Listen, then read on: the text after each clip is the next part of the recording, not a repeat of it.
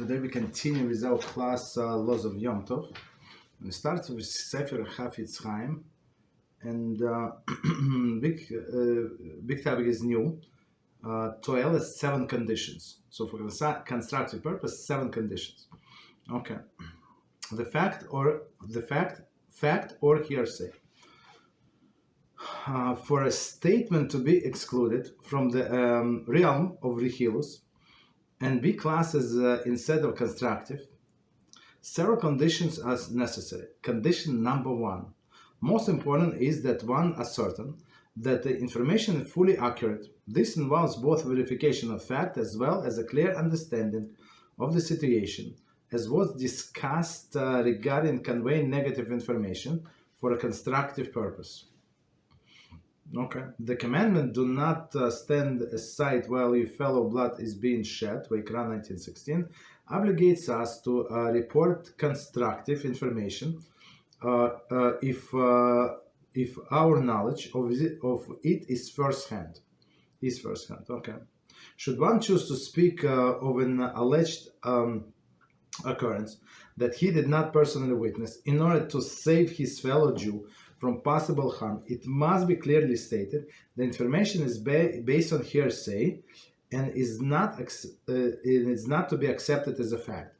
Actually, it's never should be accepted as fact, but it's a different story. Okay, so let's do it again, and we're going to explain. So, first condition of to be allowed to say this Halachos, right, is that we were witnesses, right? So it's a first kind of information. So one more time, for a statement to be excluded from realm of Halachos and be considered instead a constructive, several conditions are necessary. So meaning it is the same statement, same words, right, same information, but it is pertinent to that person. We're trying to warn that person in order not to suffer financially, physically, psychologically, and otherwise. Right? Okay. Condition number 1. Most important is that one ascertain that information fully accurate. So meaning the person was there, or he or she verify everything. This involves both verification of the fact as well as a clear understanding of the situation. Meaning, what does it mean? You know exactly what happened before, and you know who said what and why, like all of the history, right? How did it evolve? Right? Otherwise, like taken out of context, you can make any person a bad person if you take it out of context 1 minute or 2 minutes, right? Okay. This involves verification of the fact as well as a clear understanding of the situation. Okay. As was discussed regarding the conveying negative information for a constructive purpose. Okay. Okay. So meaning something happened and people already like taking sides, they draw conclusions, right? That's not proper. Okay. So okay. A commandment. Do not stand while your fellow blood is being shed, obligates us to report constructive information of if our knowledge of it is first-hand. So meaning we're commanded to protect our fellows, right? Our fellow brothers and sisters. So if you know about information that can save them, right? Protect them. So you must tell them. You must. It's not like no, I want to be stringent and I don't want to get involved and maybe it's lashon hara. No, you're obligated. So of course you have to contemplate. Do I know what happened? Not yes, no, okay, right? And how it can help this person. Should one choose to speak of alleged occurrence that he did not personally witness, in order to save his fellow Jew from the possible harm, it must be clearly stated that information is based on hearsay and not accepted as a fact. So, I mean, anyway, as we said before, you're not allowed to accept as a fact any information, right? You're allowed to take into consideration that it might be true, but it's a different story. But even though, the point is that he's trying to make, that we have to tell that person, look, I did not know what happened. I just came there where they were screaming and yelling and cursing, and this guy hit another guy. I don't know what, this and that. So your husband, your son, or whatever happened. So you can say, I do not know what happened, but I saw only part of it. Okay, or heard about what happened. Okay, so you have to tell them clearly. Okay, stop here. So let's see if we have. Oops. See if we have any questions on what we said. 1 second.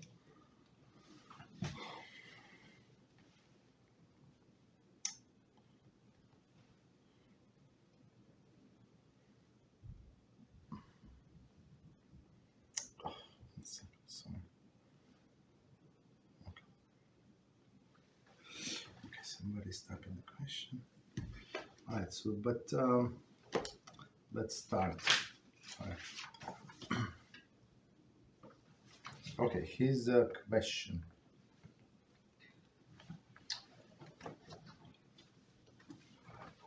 Okay, so the question says, can this even apply to both Jews and Goyim who have not done full teshuvah and who are in process of conversion, and who, for example, would like to marry another person in the process of conversion as well?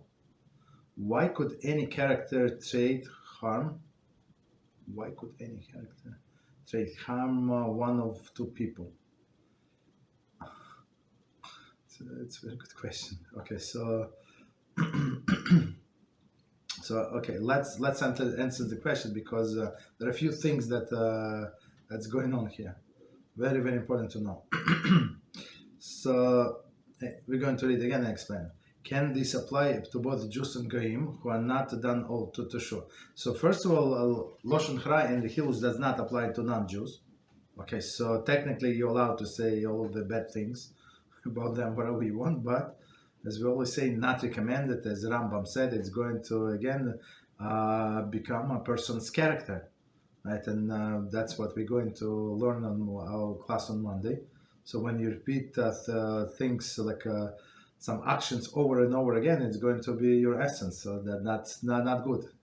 Why it's not good? It's only a matter of time when a person would start speaking about the Jews, and not just simple Jews, but the kosher ones, right? So, and technically the same if these about Goyim, so we can say Lashon Hara Hills, and also about the non-religious Jews, like who goes against Hashem. So they, according to Halachic list, they are also considered to be non-Jews, even though they have to do teshuvah and everything is over.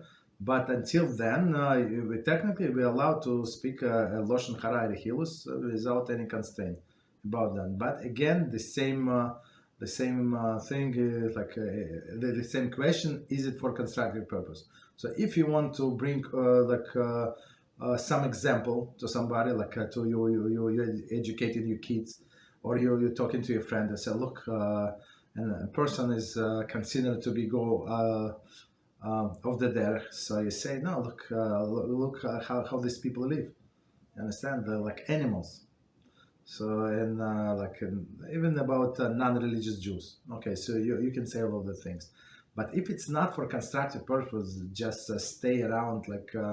These guys, we have a groceries here. They stay on a corner and talk. I don't know, they probably read a lot of books like every day, because they stay there for hours and talk. I'm not sure what they're talking about, but or I don't know, maybe they watch movies and they, I don't know, it must be a lot of information to speak non-stop.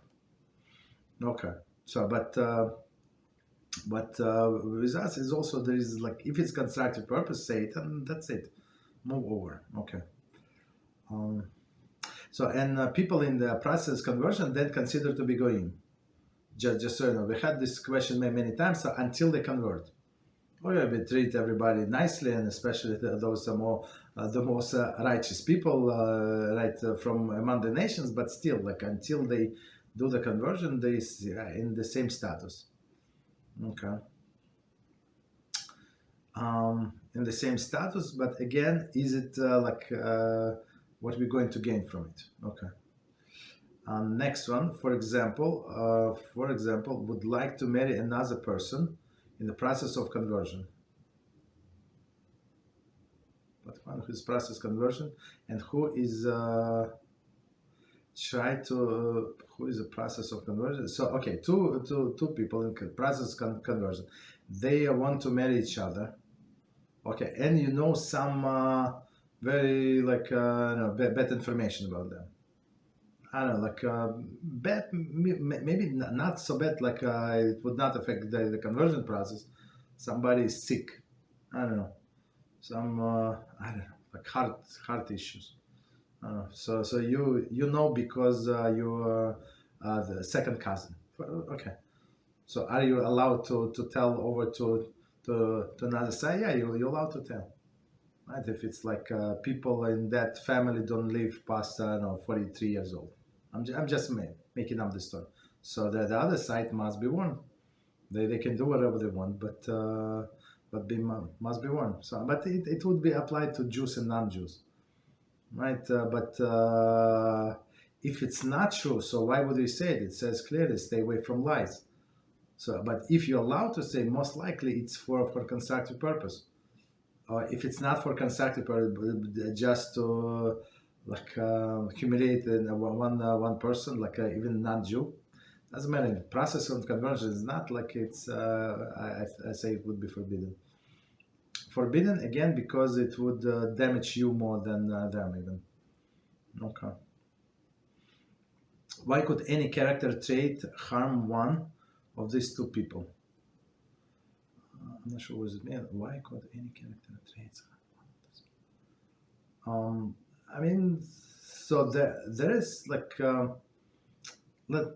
let's take not people in the process of conversion, but let's say Jews, right? So what would affect this if they in process of shidduch? So first, religiosity.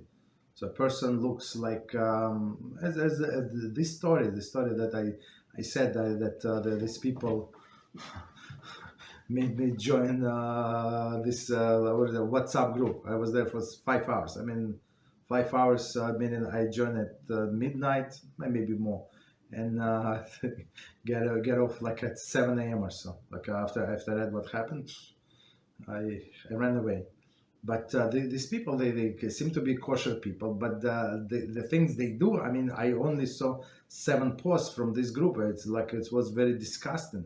But they present themselves as very educated, very righteous people. So in this case, if she's normal, right, and the other side, so we would like to warn her, check what his hashkafa. So that's for sure. If she's maybe pretend to be the Shomer Shabbos, but then you saw that she was driving somewhere, she parked 3 blocks away, or she was speaking on the phone or something. I don't know, something, right? So in this case, yes. Or as we said, some physical disabilities that they try to hide. Okay, or some mental. What else? I don't know. I mean, that's it would apply to everybody. So you try to warn the other side, but otherwise, if somebody is slow, somebody is not as bright. Okay, so he or she not as bright. Is it the biggest deficiency in the person? I don't know. What I'm dealing with people. All of these people who consider to be sharp, they're so wicked. It's unbelievable. Understand? So if somebody a little slow and nice personality, so I think that's good. Okay, so if I did not answer any part of this question, so please let me know. So next one, if we wish to practice silence, would it be permitted to avoid others who we might be obligated to warn, so as not to be obligated to break out silence? So I would say if time permits for you to finish with your silent fast. So if you say I'm going to be quiet, keep this 10 Tanis Dibur for 1 day, let's say for 2 days, right? And I can talk to that person and give them all the warning in 3 days. Nothing is going to happen.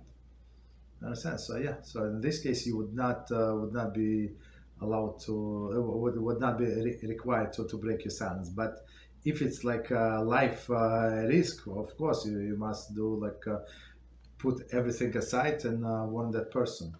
I don't know. Somebody said that they're going to set his car afire. I don't know. I'm just making it up. I don't know, for whatever reason. Okay. So continue. Next one. Shalom Kadora. Hypothetical question about Loshan Haram. If someone trusts us,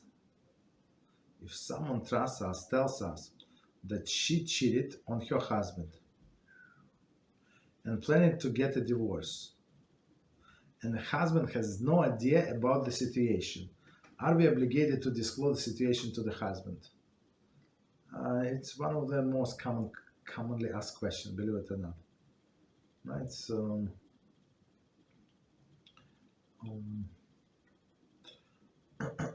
so first of all, one witness cannot testify.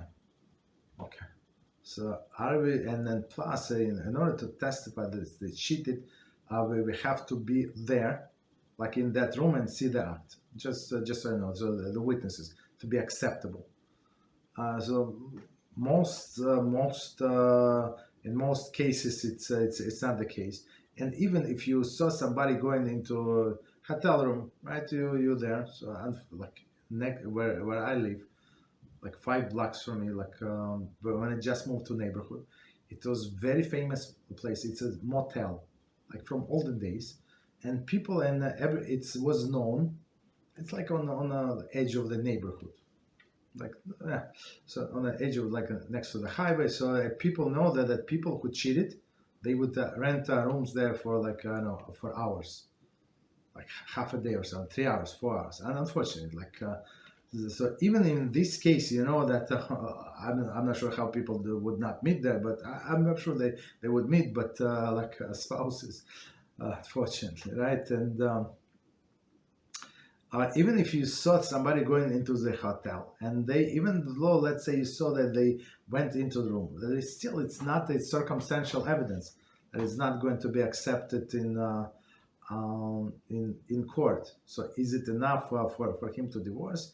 I mean, and plus, if she said that, so first of all, is in this case, in the laws of edim, right, in the laws of witnesses, it says that no, it's not on witnesses. It's in what is it? It's not in the laws of sota. Maybe it's the laws of sota or the laws of Gerushin, divorce. So it says that we do not believe woman. So wife. So she said, she acknowledged that I cheated on, she said to her husband, I cheated with 7 members here. Okay, so we don't take it seriously. Why? And also just reflects the psychology of the woman. She would want to get this husband she is sick and tired of, and she would say whatever, even if it's not true. You understand? So we don't take it seriously, and he's not obligated to divorce you. Right. So in this case, I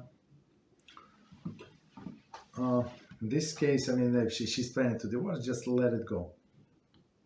I mean, if you know, especially, one second, especially if you know that person is going to overreact. So you know, there are many people, not I don't know how many people, but people kill each other. So they saw somebody or they found out that the spouse is cheating. They get violent and kill wounded each other. It's known. So if it's a person like that, very violent person, you would not be allowed to say, because he would do much more than the court would do. Right? The court say, okay, if a situation like that, just get divorced, and that's it. Right? But if he's violent, not allowed. Or he, and we had a case like this not too long ago. the guys is so soft, like I don't know, like an ice cream. I don't know, softy. I don't know, like well, whatever, very very soft. And he would not divorce. So this, especially, so this is going to be not for constructive purpose. So constructive purpose is like we know that this person is going to do something about our information. So we know that the guy said, okay, she cheated, so this and that, and I want to divorce her, right? So if a situation like that, yeah, you would be allowed to tell. But if he's not like that, not allowed to say, because it's not for constructive purpose. He's violating the law every time he's with her. Yeah, it's yeah, you're right, 100%. But now he violated unknowingly. If you tell him and he's not going to do anything about it, so he's going to do it knowingly, right? Which is even worse. So, I mean, fortunately, it's a terrible situation. So continue. So like a person who keeps someone non-kosher customs as example of being very angry. Non-kosher customs. Okay, I mean, yeah, I mean, this non-kosher customs, so we have to understand, as we said yesterday, right, you have to go deeper. So there is a much more than that, right, much more than that. And, right, as an example of being very angry. So this very angry, yes, it's also, you must tell that person. Yeah, this for sure. Thank you very much for this example. Why? Because the person is violent. There is one crazy person in my neighborhood. I'm not sure he's Jewish, not Jewish. Like, but he was like I remember in the bus or in the subway. I don't know where he's going so early that he was start and scream and he would like hit his head like and very loud. And if people do not know like who is he, they would be scared. Now he's going to start beating up people, but he never ever touch anybody. So he was like that. So but like. Sick person, right? But how many other people like that? Not too many. So usually when a person getting angry, so violence is the next step to follow. So yeah, you in this case you will be obligated to tell them. Okay. So let's continue. Very good questions. All right. So we continue with chapter number 31. And now topic is treatment of illness and injuries. So we did a little introduction, and we said there are several categories of illness, and depends on the severity of the illness. So in some cases we would allow to take medicine, not allow treat the wound, not allow not treat the wound. All of this very interesting things. So part number 2, and topic is the different category of illness. The poskim in their discussions of the law of treatment illness and injury establish 4 categories. Okay. So let's very small note. Okay. There is a 5th category known as sakanas aver. Okay. This refers to a situation involving potential loss of limb without dangers to life. The laws pertaining to this category of illness, as well as laws applicable to the wounds, which required stitches, are not discussed in this book. I learned about this.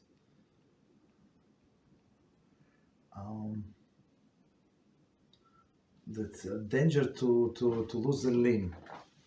I mean it's not bleeding, it's nothing. Okay, I don't remember exactly what would be example is. Okay, but let's leave it. Okay, so let's see what is pertaining to our discussion. So 4 categories. First one, a sick person whose life is in danger. So for this person, has for shalom, person got hit by a car, so something, so you would be allowed to do, or somebody like giving birth. For sure, it's very, very dangerous. So all of this, or somebody has a heart attack or something like, or some like epileptic attack, some like dangerous. Okay, so in this case, you can do everything for that person. So second category, a sick person whose life is not in danger. Okay, so let's okay. Third category, a localized ailment that causes discomfort. Maybe like some, I don't know, sunburn, I don't know, some burn maybe, so yeah. Or I don't know, some things. Okay. D, the first one, minor ailment that causes little or no pain, meaning that you can go without medicine, without anything. Okay. Below is a description of each category and synopsis of the laws pertaining to it. So whatever I remember, I'm going to add. But let's see. Said synopsis. Okay. Okay. So section number 3: illness or injury that is life-threatening. So it's a chole shein bo sakana. Okay. Chole sheish bo sakana. A person who has illness or injury which poses immediate threat to the existence or to the normal function of the vital life process. Okay. Including this category situation in which the life is threat to life is not definite, but the mere possibility exists. So before we continue, so we have this law in Shulchan Aruch. If doctor said he's okay, and person sick says I'm not okay, I have this pain, and doctor said you don't have pain, so we listen to that person. If he says that he needs this and this treatment, that's we give him treatment, right? And if he says I'm fine, I don't have anything, and doctor said you do, so in this case we will listen to a doctor. Right, and plus, since we're not a doctor, and even if it is a doctor, it's only when something external, something internal. Most likely, they do not know unless, as we know, they must run all of this million of checks, right? MRI, I know all of these things, right? X-ray, whatever is it, right? So also that they would not know, so you like. If you like I like simple people like suspect that it's something might be life danger, might be like I don't know how remote possible, I don't know 7.5%, I don't know, I'm just saying, right? So in this case we put this person in that category. So if you suspect, okay, or he tells us, oh, you suspect as from your life experience. I mean, all of us have all life experience, right, with the sicknesses, or that person said. So he said or she said, "I'm dying. I cannot breathe," and you see them breathing normally, right, like slow, like normally. So you will listen to them. A person shows indication that he may have suffered a heart attack. So of course, a person cannot talk. But some indication, so you can always go online and check what is this indication, heart attack, and how to treat, because it's very, very important, because in this case, in those cases, time is in very essence. Like every 5 minutes, 10 minutes, 15 minutes, like plays a huge role. I had to call ambulance, and person said, "No, I'm okay. Don't worry about me." Yeah, I'm not going to worry about you when doctor says not to worry about it. Right now, just like take it easy. Okay. So B, major blood vessel has been ruptured, so it is a bleeding. Right, maybe like bleeding from outside, or some internal bleeding, and the blood is come out, like something is not right.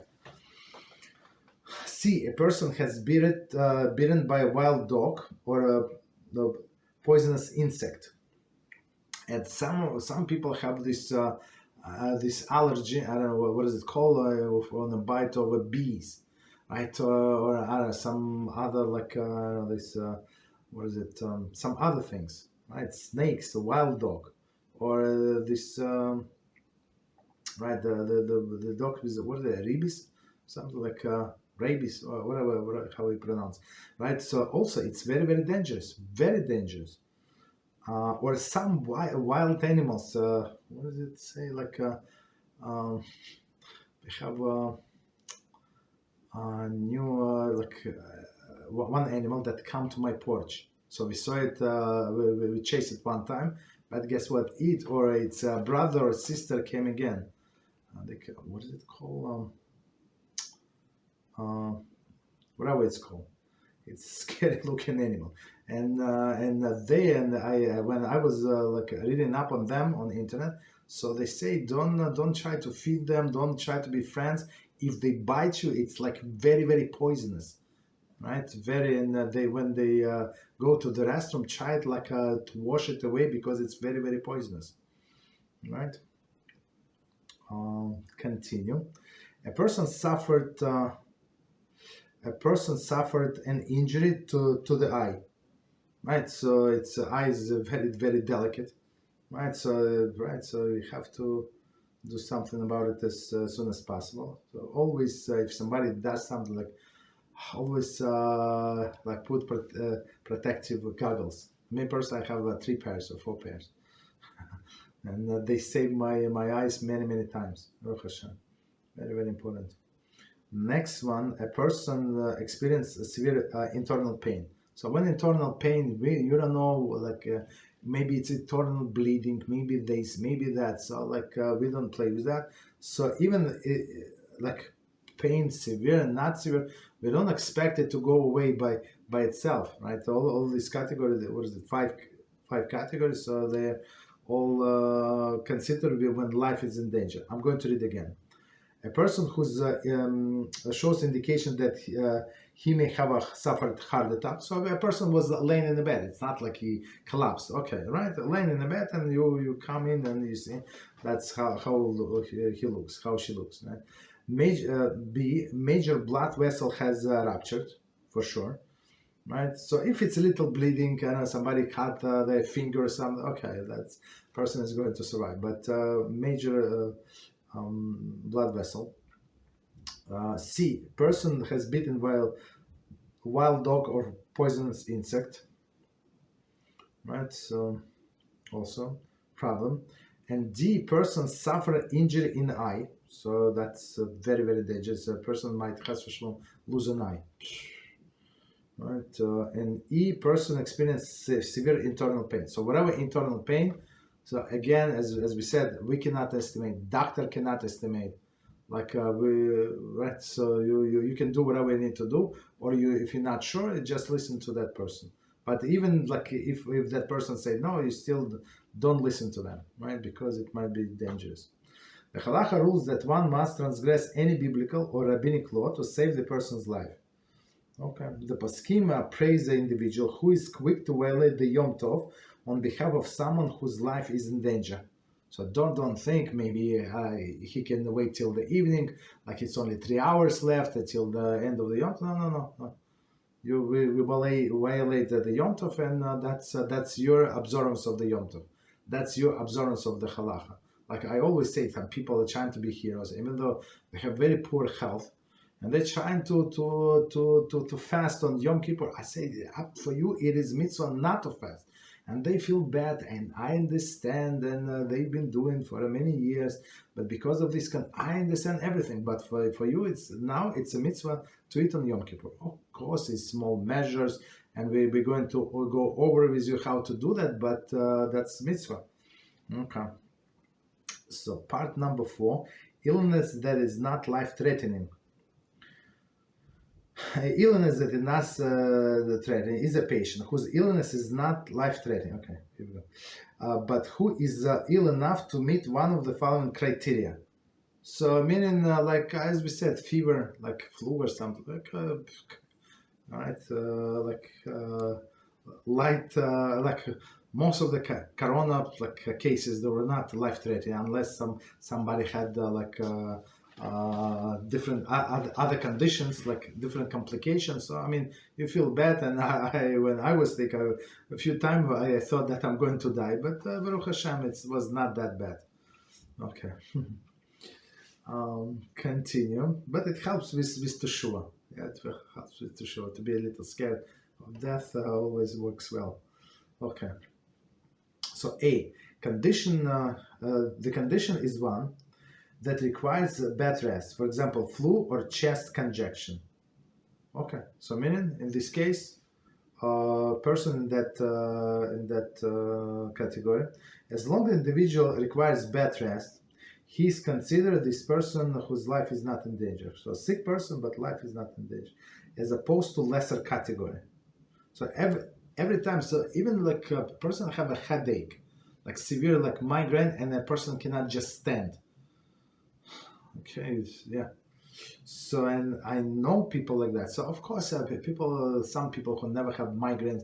So what is the problem? So a little headache. So be toughen up, right? No, a person cannot stand, like the head is spinning.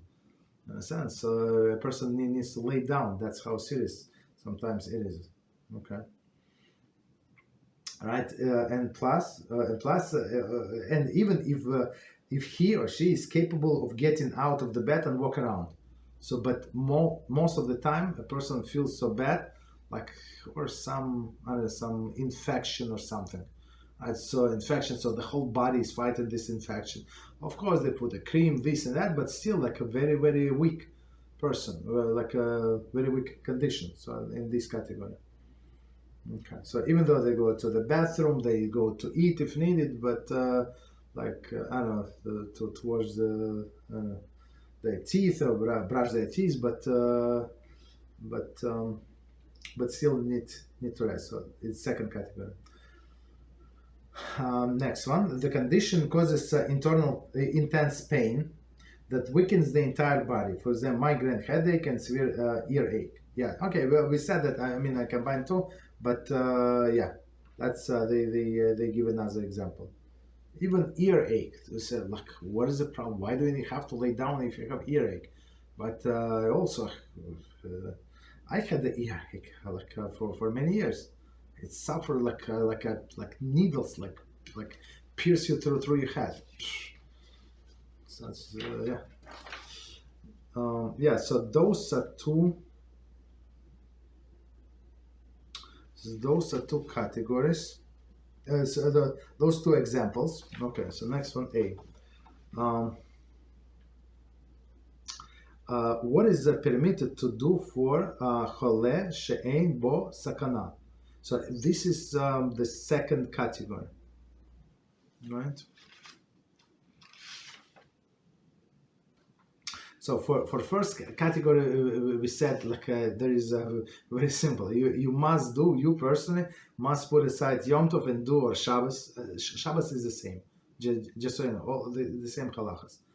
We'll see what is the difference on Yom Tov. I mean, I think on the second day it would be, in some cases, it would be a little lenient, but otherwise I think it's the same.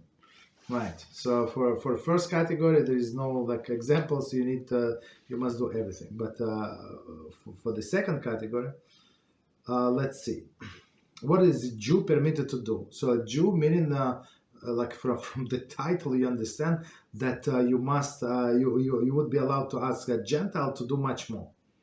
Okay, if needed. Okay. So it says Jew is forbidden to transgress biblical law for the benefit of chole she'ein bo sakana. So this person whose life, he is sick, she is sick, but life is not the danger. So biblical laws is out of the question. So here is very, very handy. We would come very handy our knowledge. What is the biblical law? What is the rabbinic law? Right. So again, it is forbidden for transgress a biblical law for the benefit of chole she'ein bo sakana. Okay. However, one is permitted to violate rabbinic law. Okay. And okay, rabbinic law. This act should be performed with a shinoi. There is deviation from the manner in which it's usually done. So rabbinic law, but not only rabbinic law, it's a plus. You would need to do it in a way that it's not usually done. So we're going to discuss, give examples. Could you mute your microphone, please? This is permitted even in a situation where a non-Jew is available and to perform the same act. So meaning if it's a rabbinic law, so here is already like start to split, right? If it's rabbinic law, you allow, as a Jew is allowed to do whatever is need to be done for that sick person whose life is not in danger, but not a straightforward way, like with deviation, shinoi, right? But a non-Jew, if you ask a non-Jew would be allowed to do it like straightforward way, at least for a rabbinical, but I think even for biblical. But let's see. There is one note. Actually, let's finish the text and we go to the note. If the act cannot be performed with a shinoi, a Jew is nevertheless permitted to do so. In the situation, however, if the non-Jew is available, a non-Jew should be instructed to do whatever is necessary. So in this case, it's one of the cases, first of all, because it is rabbinic, right? Rabbinical. So you would be allowed to instruct the non-Jew in straightforward way what needs to be done. Okay. So let's see commentary. Note: there is an exception to this rule. If one is not permitted to perform, which is rabbinically like Melachah, that which is rabbinically prohibited, for a chaleh she'en bo sakana. One more time. One is not permitted to do Melachah, which is rabbinically prohibited, for chaleh she'en bo sakana, meaning that the person whose life is not in danger, because this Melachah is performed for the purpose other than the purpose for which it was performed in construction of tabernacle, Mishkan. One example, extinguishing a light in order to darken a room. During the construction of the tabernacle, flame was extinguished in order to produce the coals for the cooking. Thus, turning off the incandescent light for the sake of the darkening the room is always rabbinic prohibition. Nevertheless, the poskim deemed this Melachah as more serious than other rabbinic prohibitions, since the same action may sometimes entail biblical violation. Therefore, it is forbidden for a Jew who is right in this category, in this category for a patient whose illness is not life-threatening. I'm not sure why would they say so. So let's read one more time and try to understand. So he's saying that, however, he's commenting on his own saying that, however, one is permitted to violate rabbinic law. So rabbinic law, we said, with a shinoi, right? Not straightforward, but sometimes there are rabbinic laws, and rabbinically, so if person does whatever the same action that it was done in a mishkan for a constructive purpose, right? For a constructive purpose, it is on a biblical level, right? But if he does for not constructive purpose, destructive purpose, or whatever other purpose, it's not on a biblical level. It's on a rabbinic level, but it's still forbidden, but on a rabbinic level. So the example that he gives is turn off the light. So turn off the light. So incandescent light bulb, we compare it to fire. So LED is not fire, but I would say they are still forbidden rabbinically, right? So okay.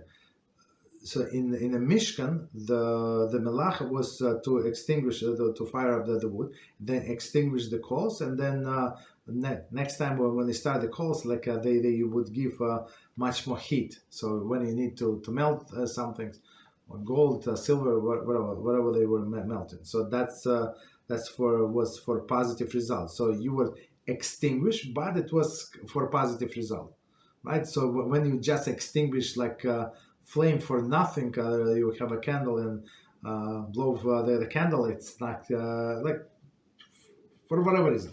So that's not a biblical prohibition, right? You did not right, but you transgress a rabbinic one.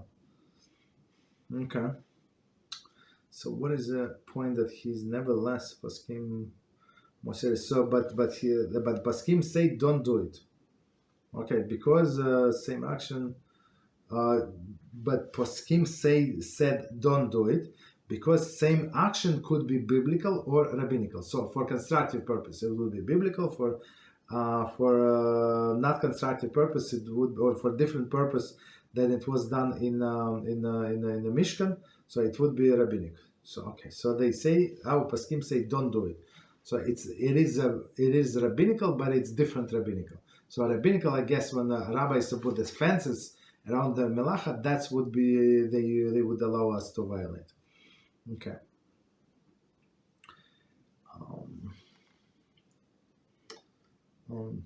Okay. So it was B. A was what a Jew is permitted to do. Okay. So and we say Jew is permitted to do, as we said, to violate this rabbinic Melachah, but not all of them, and or he can ask not and do it with a shinoi, or he can ask or she can ask a non-Jew to do it in a straightforward way. Okay, so next one is B. Medication for chole shein bo sakana. Again, I'm not sure what he's writing in Hebrew. So it's medication for a person whose life is not in danger. It's second category. Since the prohibition against taking medication on Yom Tov is only rabbinic one, right? Chole she'en bo sakana is permitted to take medicine. So sometimes and people sometimes they get upset, like or they not upset. I would say frustrated. So I personally ask, like, can I take a medicine? Like I have a headache, and I would say, describe your headache. Person, what? I'm just asking you a straightforward question. Can I take a headache or the medicine on the Shabbos on Yom? Like, why can't you just answer me? You know, these people. So that's these very ignorant people, of course. So, but the answer is here, right? It depends what category this person is, right? If it's in this category, chole shein bo sakana, meaning a person have to take to bed, right, with a headache, like migraine. So of course, as we see that you're allowed to take medicine, right? But if it's in different category, not. The same applies to a child suffering from a diaper rash. Okay, see section 7. Okay, we're going to get. However, there are restrictions pertaining to the dense ointment, as will be explained in the end of this chapter. So, I mean, we said we even learned before that this dense ointment. I think we learned. In Melachah smoothing, right? So we say from biblical, on the biblical level, it must be like we said the beeswax, like some like very dense. We say what was the other beeswax? Was it honey? No. Like fat, like any animal fat, for sure. Like it's very dense, and like some other examples, right? So here they say if this medicine is very dense, or this ointment is very dense, don't do it, right? So do like baby oil or something, like some free flowing lotion. So that's of course, like, be prepared, like if you have kids, or like if you know that the situation is going to arise on Shabbos, so be prepared for that. Like maybe on Shabbos use something different. Maybe it's not as effective, but for one day you can use that. The previously mentioned recommendation of performing the act with a shinoi, there is with deviation from this manner in which is usually done, is applicable to external medication, the ointment. Internal medication, the pill may be taken as the usual manner. So that's amazing addition, right? So as we said, if you're allowed to, so first of all, this prohibition about taking medicine, it's rabbinic decree for sure, rabbinic. right? Because it's like Melachah of grinding. You're not grinding anything.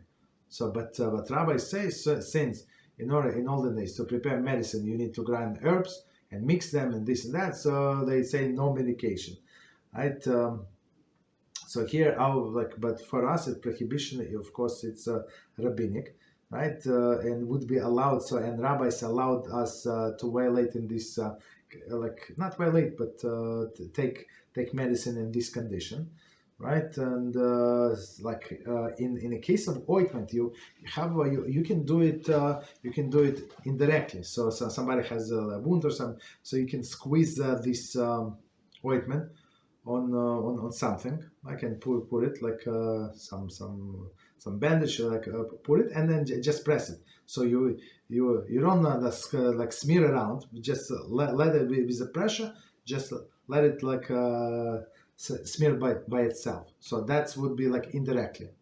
So you have a way, but to take a pill there is no other way, just to swallow it. Okay, so that's good. Okay, continuation. Most authorities rule that while this Cholesh Shein Bo Sakana is taking medicine for the condition which causes this status, he is not permitted to simultaneously take medicine for other minor ailments. It's very interesting.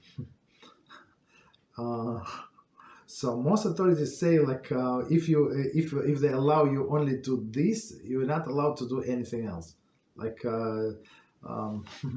In case it's very interesting. There is a halacha for oaths, right? When a person is required to take oath, right, for whatever that is biblically or rabbinically required. So in this case, we allowed to add other oaths, right? So that he can take. Meaning what? That he is going to swear about this, and plus he said we give him formula. We mean not me, but the Beis Din is going to give him formula. All right, and they're going to swear about the major thing that he's obligated, and plus add other things that they're not obligated, right? But they would there is halacha that they can add. It's very interesting. So there would be allowed, but with this medicines, what is minimum requirement for this specific situation, and that's it. No more, nothing else. Okay. So I guess if person needs maybe example some medicine for migraine, and she said I also want to apply cream. What is the connection, right? So C. What one may ask a non-Jew to do for Chole Shein Bo Sakana. So what we can ask non-Jew to do. So the rule again, as we said many times, whatever you're not allowed to do yourself, you're not allowed to ask non-Jew to do. But here in this case, we'll see there is some leniency. Okay, so let's see. One may ask a non-Jew to perform any act on behalf of Chole Shein Bo Sakana, including Melachah that is prohibited biblically. So that's exception, as I said. The following a few examples. So, and you can ask them straightforward way.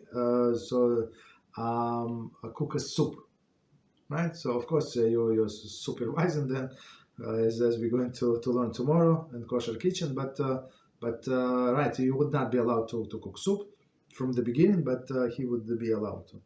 One may ask a non-Jew to phone a doctor to obtain instruction in order to assist the sick person. Okay, so you would not be allowed. So for sure, it's phone a doctor is biblical. I mean, using the phone is many issues.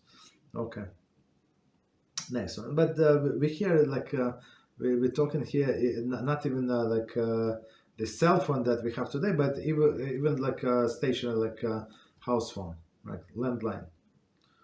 Okay. B. One may ask non-Jew to drive to the pharmacy to purchase medicine for a sick person. So of course driving is prohibited for you, and paying money is prohibited to you, but that's very, very useful, these things. And next one, C. One may ask non-Jew to turn on light so that someone can attend to the needs of sick person. Right, and many times this turning of light, it's for like sick person. Sometimes, as we learn in Nishmat Avraham in the medical class, that the sick person getting like very scared, very like upset that he or she would think that people forget about them.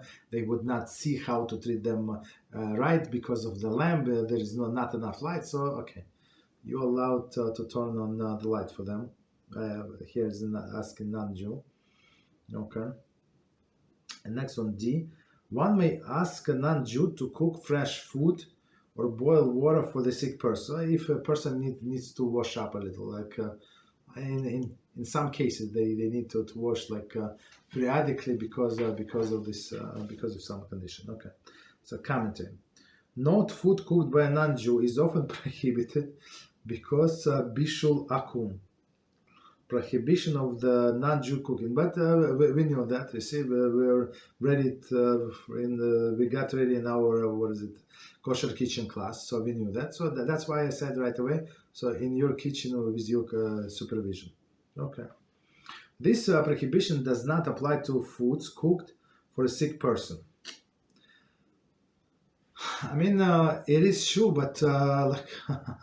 I think they only can eat this food only until they're sick. I mean, until they cannot obtain any other food. So after Yom Tov, so I think they would not be allowed to continue eating the food, and other Jews are not allowed to eat this food.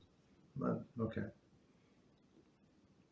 if I remember correctly, the prohibition does not apply to foods cooked for a sick person, meaning a non-Jew can cook for them. Of course, but it must be kosher, of course. However, the other individuals may not eat the food. Okay.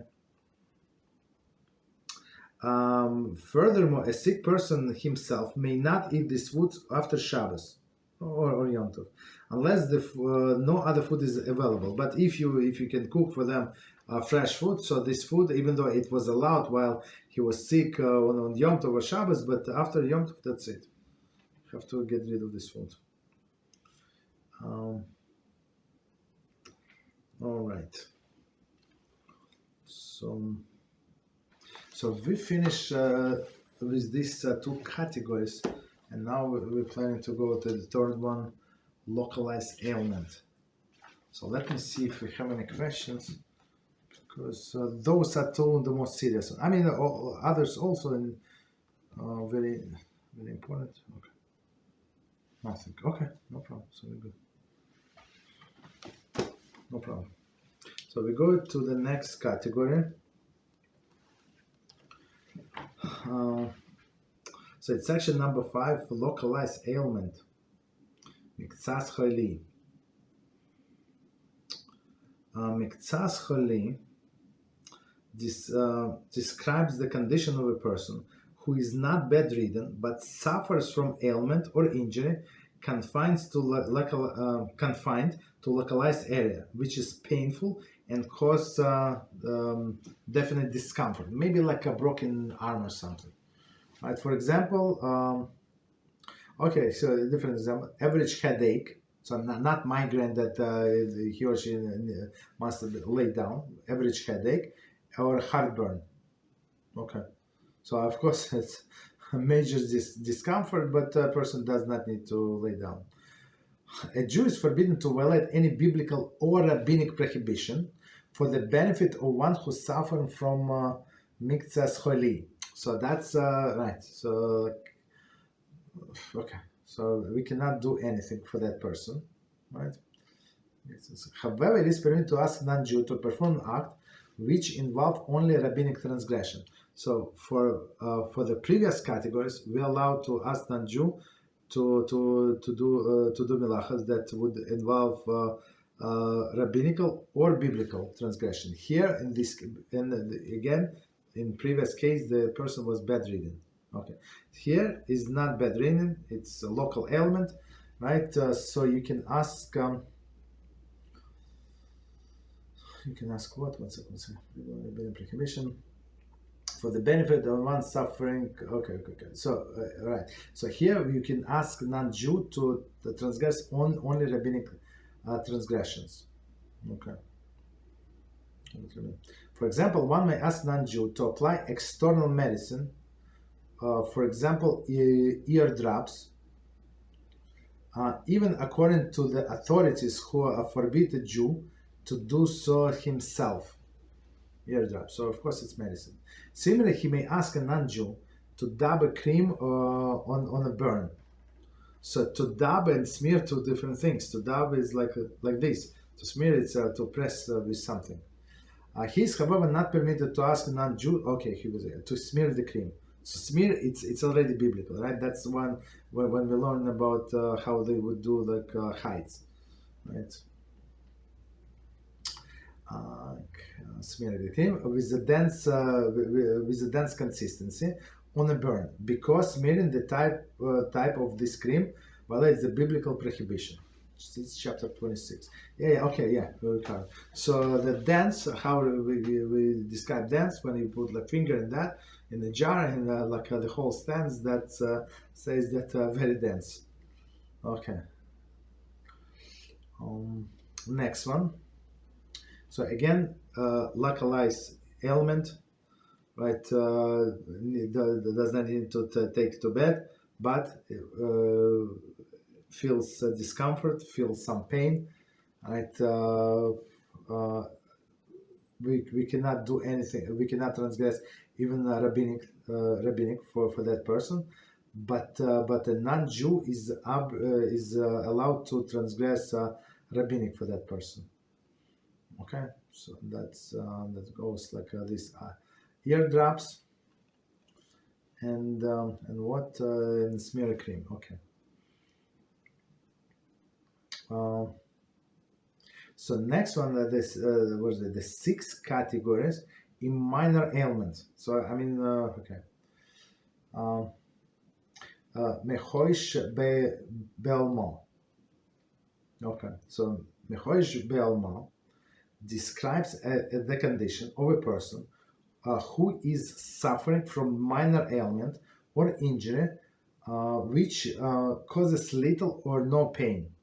For example, slight heartburn or minor sore throat. Okay, with minor sore throat you can live a long time, right? It is forbidden to transgress any biblical or rabbinic prohibition, or to ask non-Jew to perform a prohibited act for the benefit of the person who is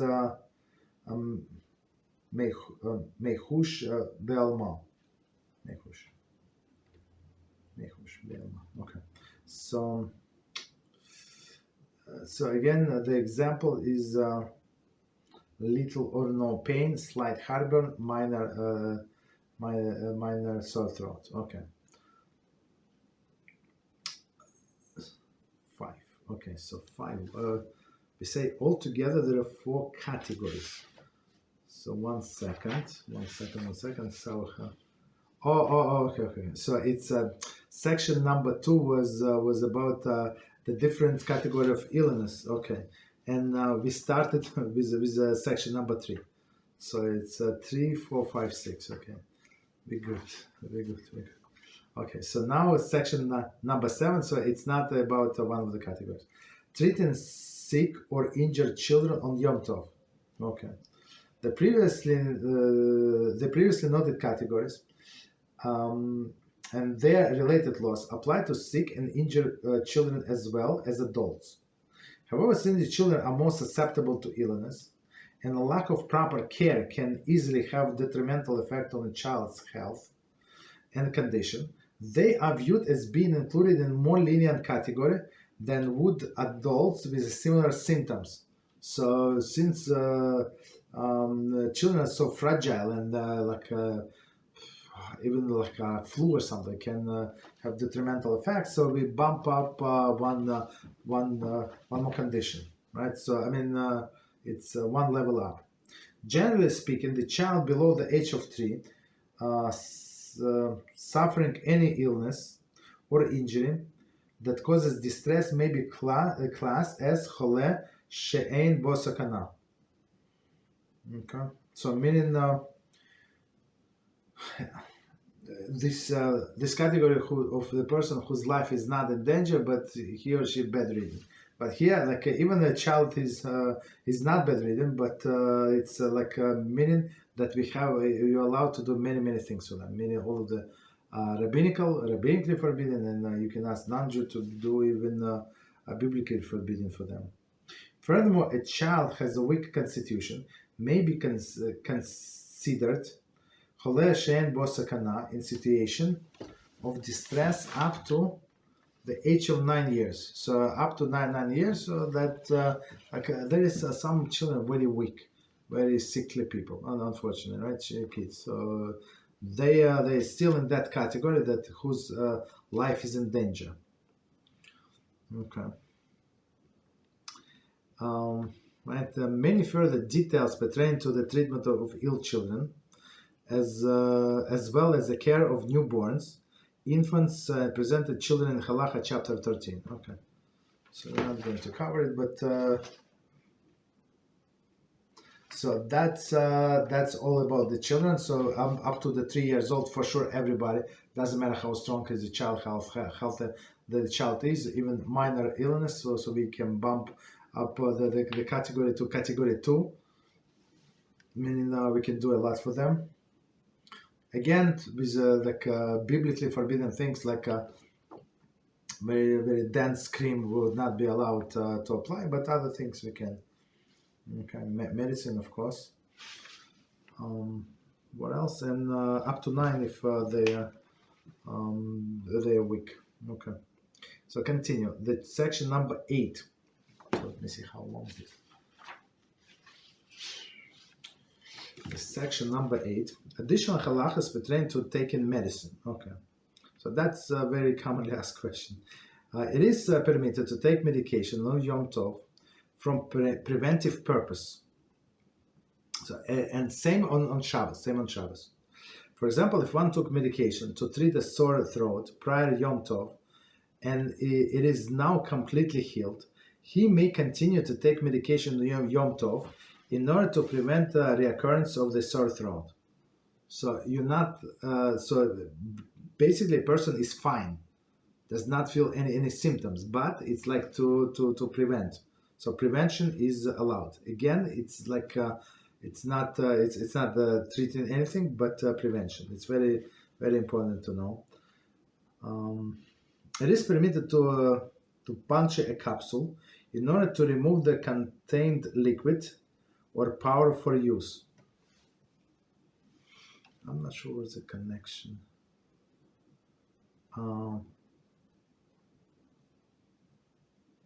It is permitted to puncture a capsule in order to remove the contained liquid or powder for use. I'm not sure why is that so. I mean, just swallow the pill. I'm not sure. Okay, it is permitted to treat the paper wrapped. It is permitted to tear. The paper wrapping around the pill. Around the pill, but one should one should make every effort not to tear it on a place where there is letters, and that's these things.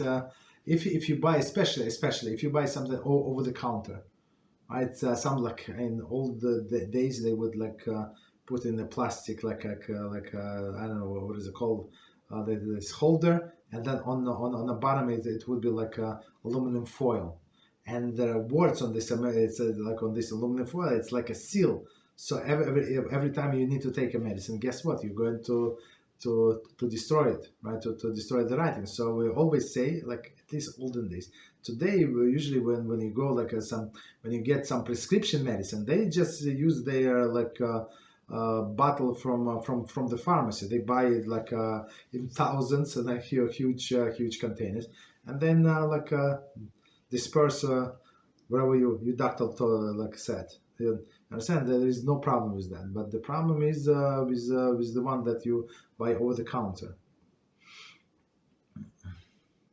I think so. So he said, I'm not sure the paper wrappings, but when I say paper or not paper wrappings, if you you're allowed to tear it, because you need to go to the medicine, but be careful not to raise any letters, of course. Think about it before Shabbos. That's the thing. Okay, continue. It is permitted to crush or chop a peel on Yom Tov. Doing so does not transgress Melachah of grinding. I'm not sure. There is no explanation. It is permitted to crush or chop. So sometimes huge peel and child or somebody they need to cut it in two, right? So to swallow easier. Okay. So and even crush. When we say crush, it's a grinding for sure. That's the definition of grinding. Okay, but I guess it's my personal guess. Grinding Melachah is forbidden only for the things that grow from the ground. This chemically produced peel, maybe it's from some herbs, but after so much processing, it has nothing to do with the original source. Does not look like it. That's my personal explanation. Maybe there is others as well. Okay, so since when you allowed to take the medicine, so you can take it, you can cut it, you can puncture this thing also. So and this capsule actually, I remember somebody asked me about some pills, and there was no substitute, and it was gelatin. So I told this person after the fact, if there is no substitution, yeah, you're allowed to take gelatin. Of course, if you want to put it in a tissue, like a facial tissue, a little, so you would not feel the taste, and there's no taste, right? And that's but if you want to do it, but technically the poskim say that it was processed so much, and plus it's from bones, and bones was not forbidden. It's of course we don't do it. If you have option not to do it, never do it. But when I was explaining that to this person, and the person said, no, I want to do my way. Okay, what is your way? So to open up the capsule and just swallow this medicine. But this medicine, as this person told me, was very bitter. It was a good idea to leave it in these capsules. But okay, so but you would be allowed to cut the capsule and take whatever was inside. Okay. Some people would put it in yogurt or something, mix it, and so it would not be as bitter or not as sour or something. Okay, section number 9. Second day of Yom Tov. Okay, so again, apologies. Go back. So in that section we say for preventive measure it is allowed, and plus not only preventive measure, but preventive measure if a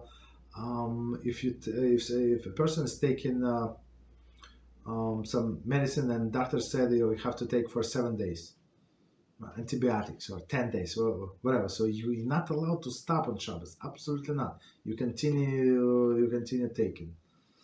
Understand? So it's also in some sense it's for preventive measure, but vitamins I would say you would not allow to take. Okay, so continue.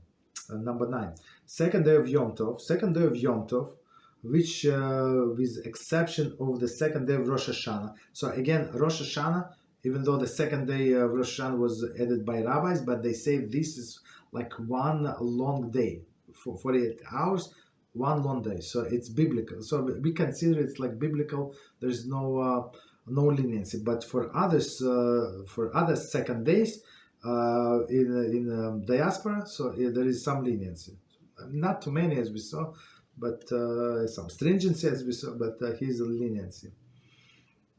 On the second day of Yom Tov, with exception to Rosh Hashanah, is treated more leniently than the first day with regard to the law of treating illness. The sages permitted anyone suffering from even minor ailment perform rabbinic prohibitions in order to alleviate the discomfort. So meaning this third category, okay? So we can on a first day, on Shabbos as well. So you would not be allowed to violate rabbinic prohibitions, but here you are allowed, right, on the second day. With regard to biblical prohibitions, however, there is no special leniency on the second day of Yom Tov. So it's like only for one category, but it's still a lot, right? Thus, it is permitted to take Tylenol for a minor headache on the second day of Yom Tov. Likewise, it is permitted to carry medicine for a minor ailment through the Carmelists, where the carrying is prohibited only rabbinically.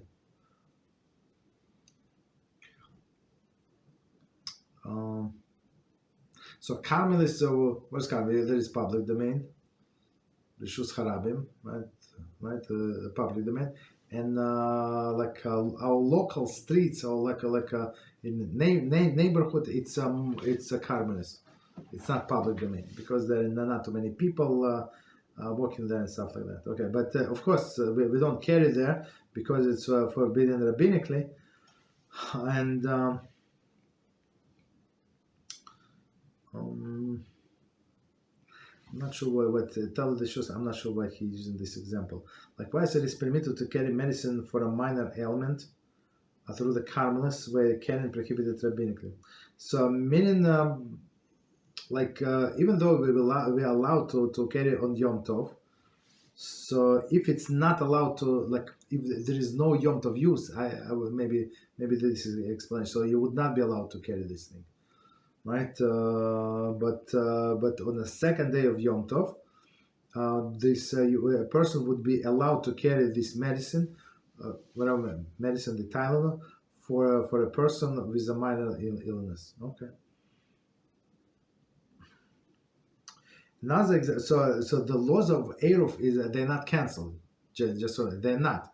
They just our rabbis gave us some leniency in the case that you're allowed to carry something that for a Yom Tov need. Another example pertains to the treatment of irritated skin. The condition is not serious enough to warrant medication on Shabbos and the first day of Yom Tov, but it may be treated with the ointment on a second day. As explained in chapter 26. So meaning irritation skin. I'm not sure, maybe sunburn or something. Okay. Some rash, I don't know, whatever, right? Some allergy. As explained in chapter 26, then screams are subject to Melachah of memareach, smoothing. Right? That's, as we say, forbidden under biblical law. Whereas screams is a loose consistency that can flow, free flowing, right? Loose consistency are subject to Melachah rabbinically. Okay. Loose consistent, but still looser, right? But what is it? See page 200 for definition of dense and loose. Okay, so loose is flowing.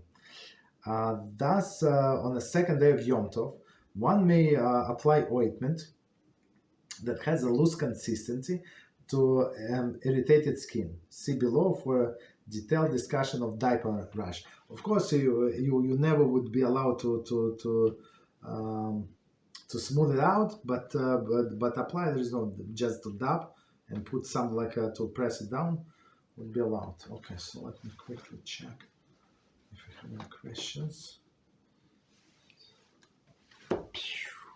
Overtime. Sorry about that. Okay, I see a few questions, so let's stop here.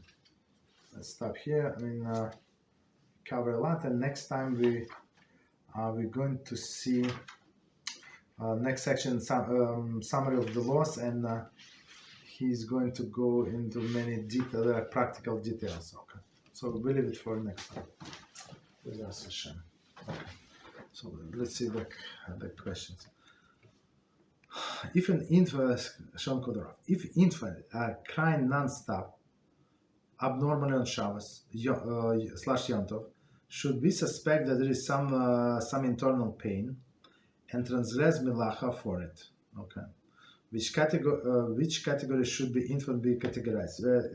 The first category, because any infection, any the minor thing, it can kill this infant. So we treat everything very, very stringently.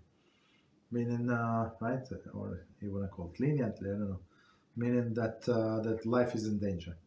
So if like an experienced mother, she would understand what's going on. But if you see the fever, like if the baby is just crying, maybe this, maybe that, but maybe the stomach problem, right? But if you see the fever, so yeah, you call doctor. Okay. So continue. Question about kosher food and spiritual damage. Spiritual damage. The Lerner just it's a very interesting topic, but we learned in our class Sefer right? When we count 613 mitzvahs and we explain them, and there is one mitzvah that that forbid us to eat treifa. So treifa is an animal or a bird that had they did shita, right? From outside was did not see anything wrong, but then they found out that some of the issues with the lungs, with this, with that, whatever, they found out, and it's not allowed to eat. So we're not allowed to eat that meat. So in Sefer Hachinuch, it's very interesting.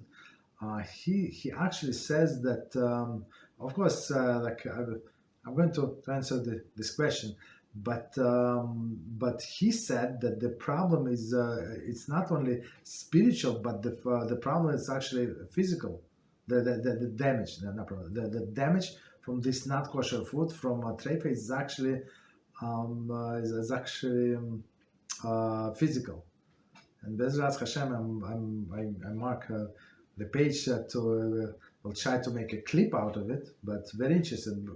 Many paskim, everybody agree that the issue is the side effect is going to be spiritual. That's for sure. But he said, I don't remember who he's relying on, but he said physical issues with the treifa. Okay, so let's go back. Question about kosher food and spiritual damage. I wonder if why non-kosher animal bone is technically not prohibited. Is it because the nefesh is only in the animal's blood and flesh, okay, but not in the bones? No. Okay. So there would not be much of negative spiritual effects. Okay, so let's read one more time. So we're trying to understand why the non-kosher animal's bone is technically not prohibited. So it says when it says about in prohibition for us to eat non-kosher animals, so it says clearly don't eat their flesh.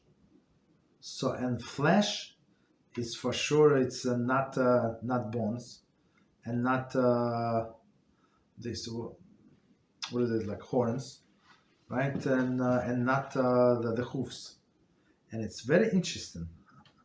We have a new student in one of the classes. So this person is from a north when they have this northern animals, right? And that person said that in the horns of the of some animals, they're actually sweet. There is like bone marrow or whatever is inside that is sweet. Understand? But for us, like halachically, it's not food. So we had, I don't remember what this guy, how it's all started. I'm not sure. So I never heard about that somebody would eat horns, but that person said no, it's actually horns are very delicious. I don't know, they ate it, not I did not ask, but that's a different story. Right, so these are not considered to be flesh. So sinews, I think it's also not flesh. I don't remember exactly. At least there is opinion that it's not flesh for sure. So technically, you would be allowed to eat this. Not eat, but you swallow this medicine, right? This capsule. Again, because it's not. First reason, because it's not flesh, right? Bones are not flesh. So even though it's the most of the pills are made from pig, right? They call it differently, like 6 or 7 names just to cover up the pig word. But that's what they made with. And second thing, it was, as we said, processed so much, so it's not considered to be like an animal any longer. It does not look at it, does not, and most of the pills, they don't have taste. The capsule, they don't have taste. How do I know? Like sometimes I'm so tired, I have to take pills, and I forget to put water. Like I'm so tired. and then how do I know that this even though it's vegetable like pill, but I think it's irrelevant. It has no taste whatsoever. Okay. Right, it's still melting in my mouth. And the third reason, that's not a normal way of eating. So how you eat, you swallow. You swallow. That's another thing. Okay, so here, you chew food, right? You put the food in your mouth. So if it's not liquid, so you chew on it and then you swallow. So in this case, there is no chewing. Is abnormal, so like a swallow, it's abnormal way of eating, so that's why. So it has nothing to do with nefesh. Nefesh is a spiritual thing that everywhere, like in the body. There is not like some places there is the soul, and then others there is no soul. Okay. So there would be no negative spiritual effect. So yeah, we just explained why there is no negative spiritual effect. So let me go to the beginning, and I think there were a few questions before. So let's see. Go there. If there is a level of kedushah from something one learns, derived from the depths of the teaching itself, or from how hard it is for a person to understand it. For example, can someone that is not too smart attain great level of kedushah by merely delving into pshat, since it is still really hard for him to understand Torah? Okay, that's a very interesting question. So let's read one more time. Is the level of kedushah for something one learns derived from the depth of the teaching itself, or from the how hard it is for the person to understand it? I think I would say that there's a combination of things. Like, first of all, I mean, if they read some like things, I don't want to minimize anything, but okay, maybe, I don't know. Well, what I was it's teachings, Torah, the different depths, different levels of kedushah. Right, and that is that it is in this teaching, right? And it says and how hard the person works. I mean, we have to understand that the understanding of the Torah comes from as a gift from Hashem, right? So, and if person is not that advanced, not that smart, as we said many times. So the best example, Yeshua ben Nun, right? Hashem said, "Oh, you're not smart, so I'm going to make you smart. What's the problem?" Right? I'm master of all of the knowledge.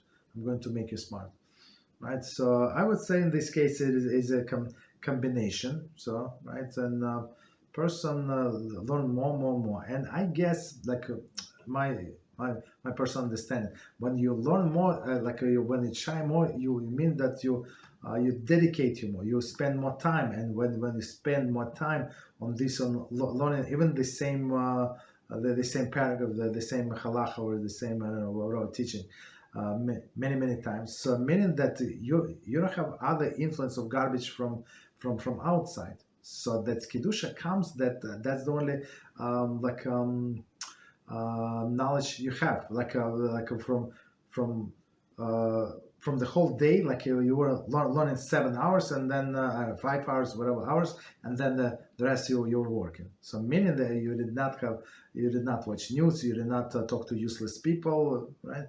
and meaning that you sanctify yourself, for sure. So I would say that it's combination of three. Okay, next one. Question about minhag haolam. I wonder why we are allowed to follow minhag haolam.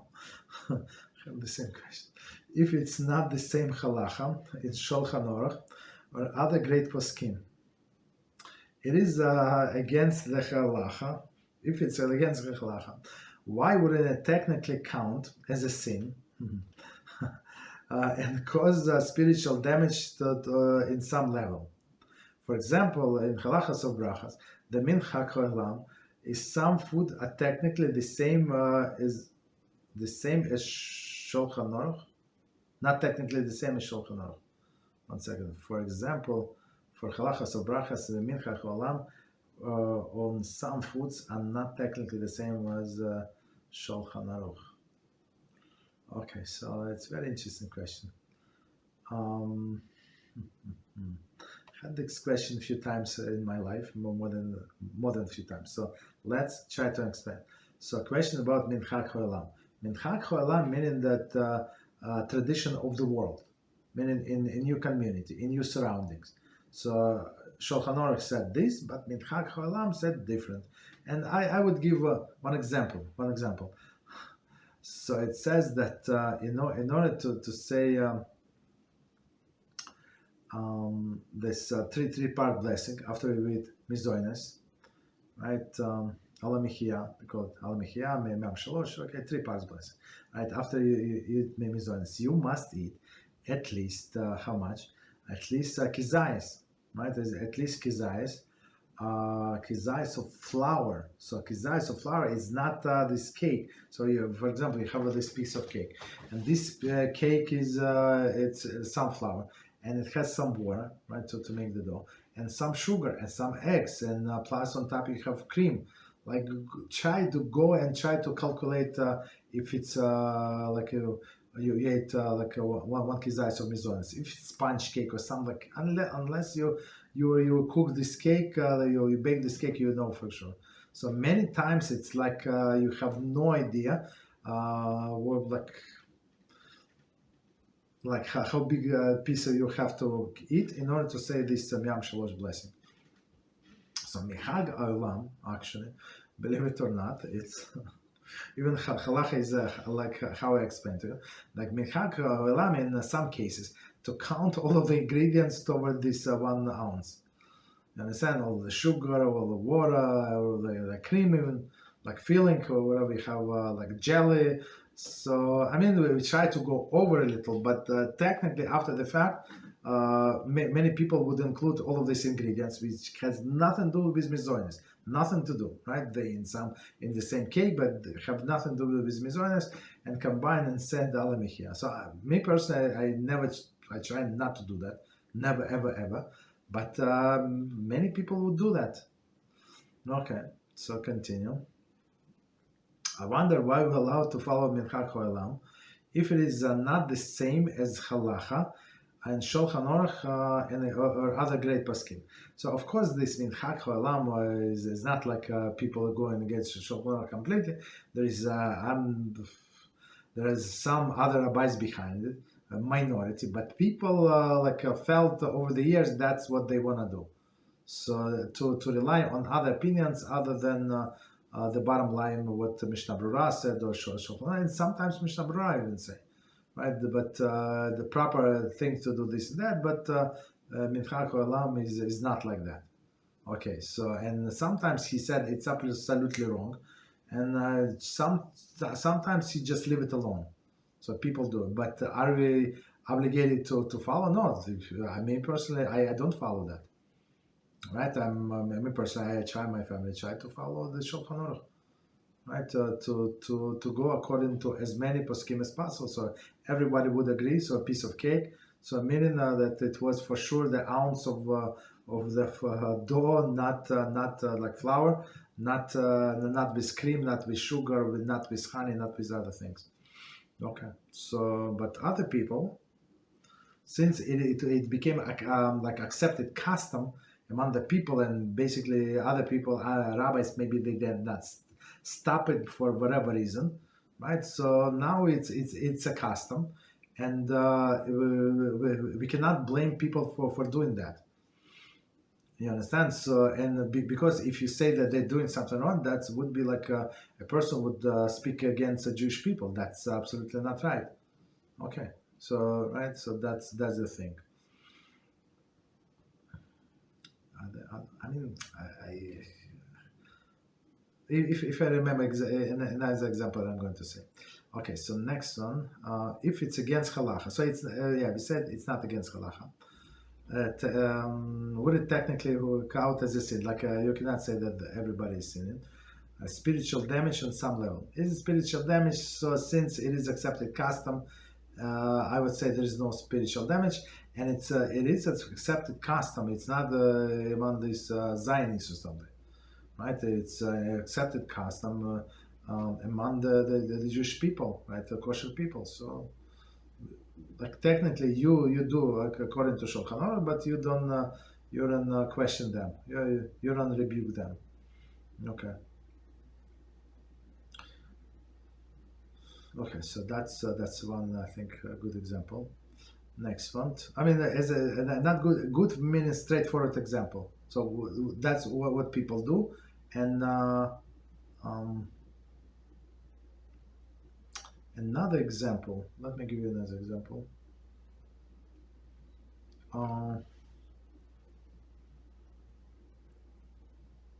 Another example would be to say or not to say the blessing on a coffee, right? So a person had a meal, right? Had a meal. So after the meal, so they sit around and they speak, and now they want coffee. So are you obligated to say the blessing on the coffee? Right? The person say, of course not. How do you know not?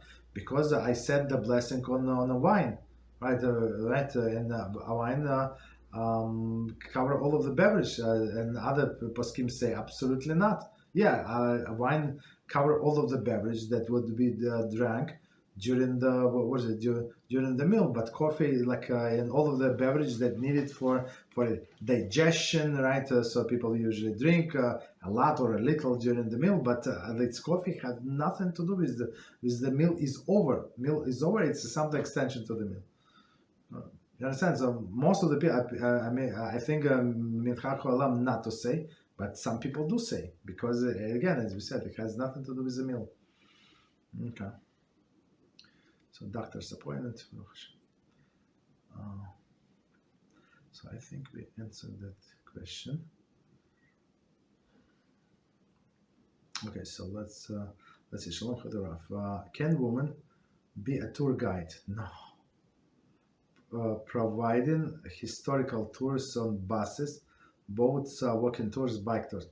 The problem is, I say absolutely not, because everybody is looking at her. So even though she dressed very modestly, but people say paying attention what she said. She the people do not know right or left. So she said, "We're going left." Everybody go left. Guess what? Everybody is looking at her. Okay. So minhag haolam continuation. Thank you for the answer on this. It is better for us to bypass the minhag haolam and strive to follow as much poskim as possible. Yes. That's our goal. To when we go after 120 years to Shamayim. So as many poskim would say, they okay. I know you did not follow my the more lenient opinion, but I agree with you. You did the right thing. You understand? So they sometimes when this poskim to say to give us leniency, not because they going against others and say their own. No, they're trying to create leniency for the nation of Israel in case of the need. But person who always, and there are some people who is always go by the most lenient opinion, and that's usually people. So we also, as I always teach you, you always have to see the root of the issue. So if you see the person always go by the lenient opinion, there are red flags. There is something wrong with them. especially if they're proud that they sometimes you would go by linear opinion, but you don't need to advertise. But if a person advertise, always there is much more issues with them. Like one leads to another. Okay. So next one. So let's do one more question and we switch to another book. And maybe we even do the story today, because Thursday I'm too exhausted, but Wednesday is better. Okay. Shalom Kodarav. Question about Halachos of Brachas. We learned the blessing on a butter dipped chicken depends on the thickness of the coating, correct? I wonder how thick is the coating would we say misogynist? So I would say why I'm laughing. It depends what coating. If you buy from the store, most likely you say misogynist, because it's very thick. It's much they sell it by the weight. It's cheaper for them to sell it like this, right?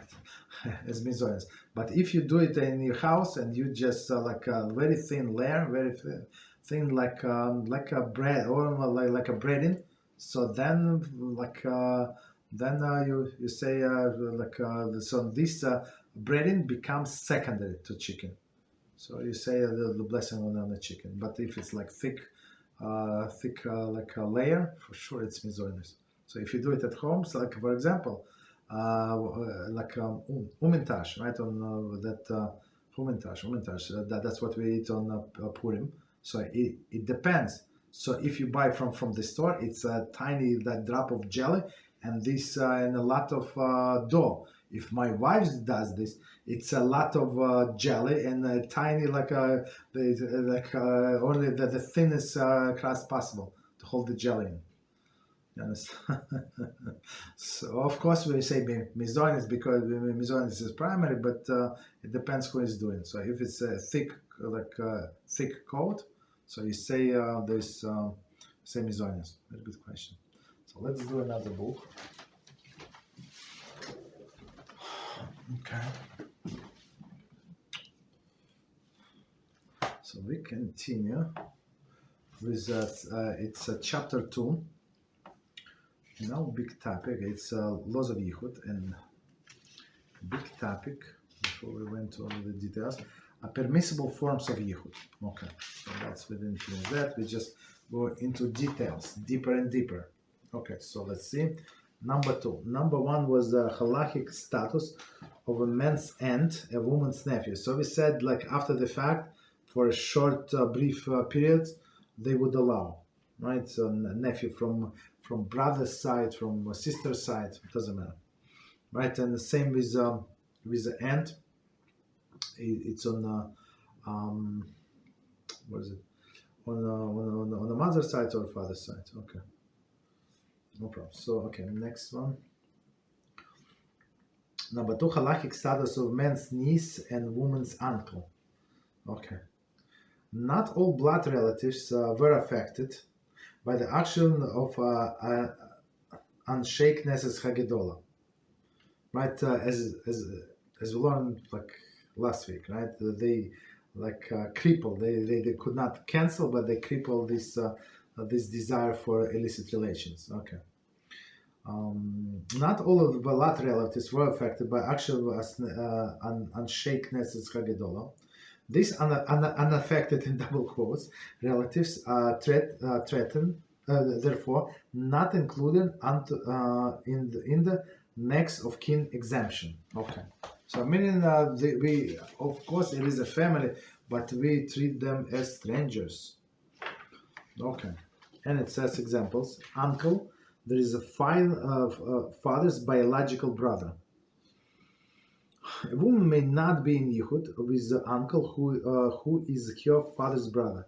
And unfortunately, there are many rapes happening from these clowns, unfortunately. Uncle, next one. Uncle, there is a mother's biological brother. Uncle, so it's a father's brother or mother's brother, okay. A woman may not be in Yichud with her uncle, who is her mother's brother. Next one, niece. There is a brother's biological daughter. What's it? brother. So a person has a brother, and his biological daughter. So okay, a man may not be in Yichud with a niece who is a brother's daughter.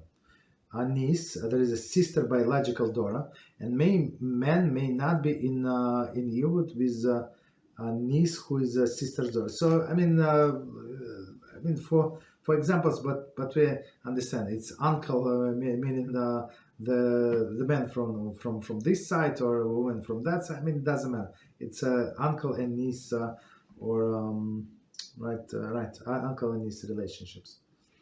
Okay, or niece and uncle. So like turn it out, but it's exactly the same thing. Okay. So continue. And after the aforementioned relatives being fully compatible to each other in both halachic and psychological grounds. Okay. And no different from a non-relatives with regard to Yichud, and therefore subject to all restriction of the Yichud, these uncles. So as we said, people used to marry their uncles. Right? They are in fact considered perfectly suitable for marriage. Okay, we go. Right?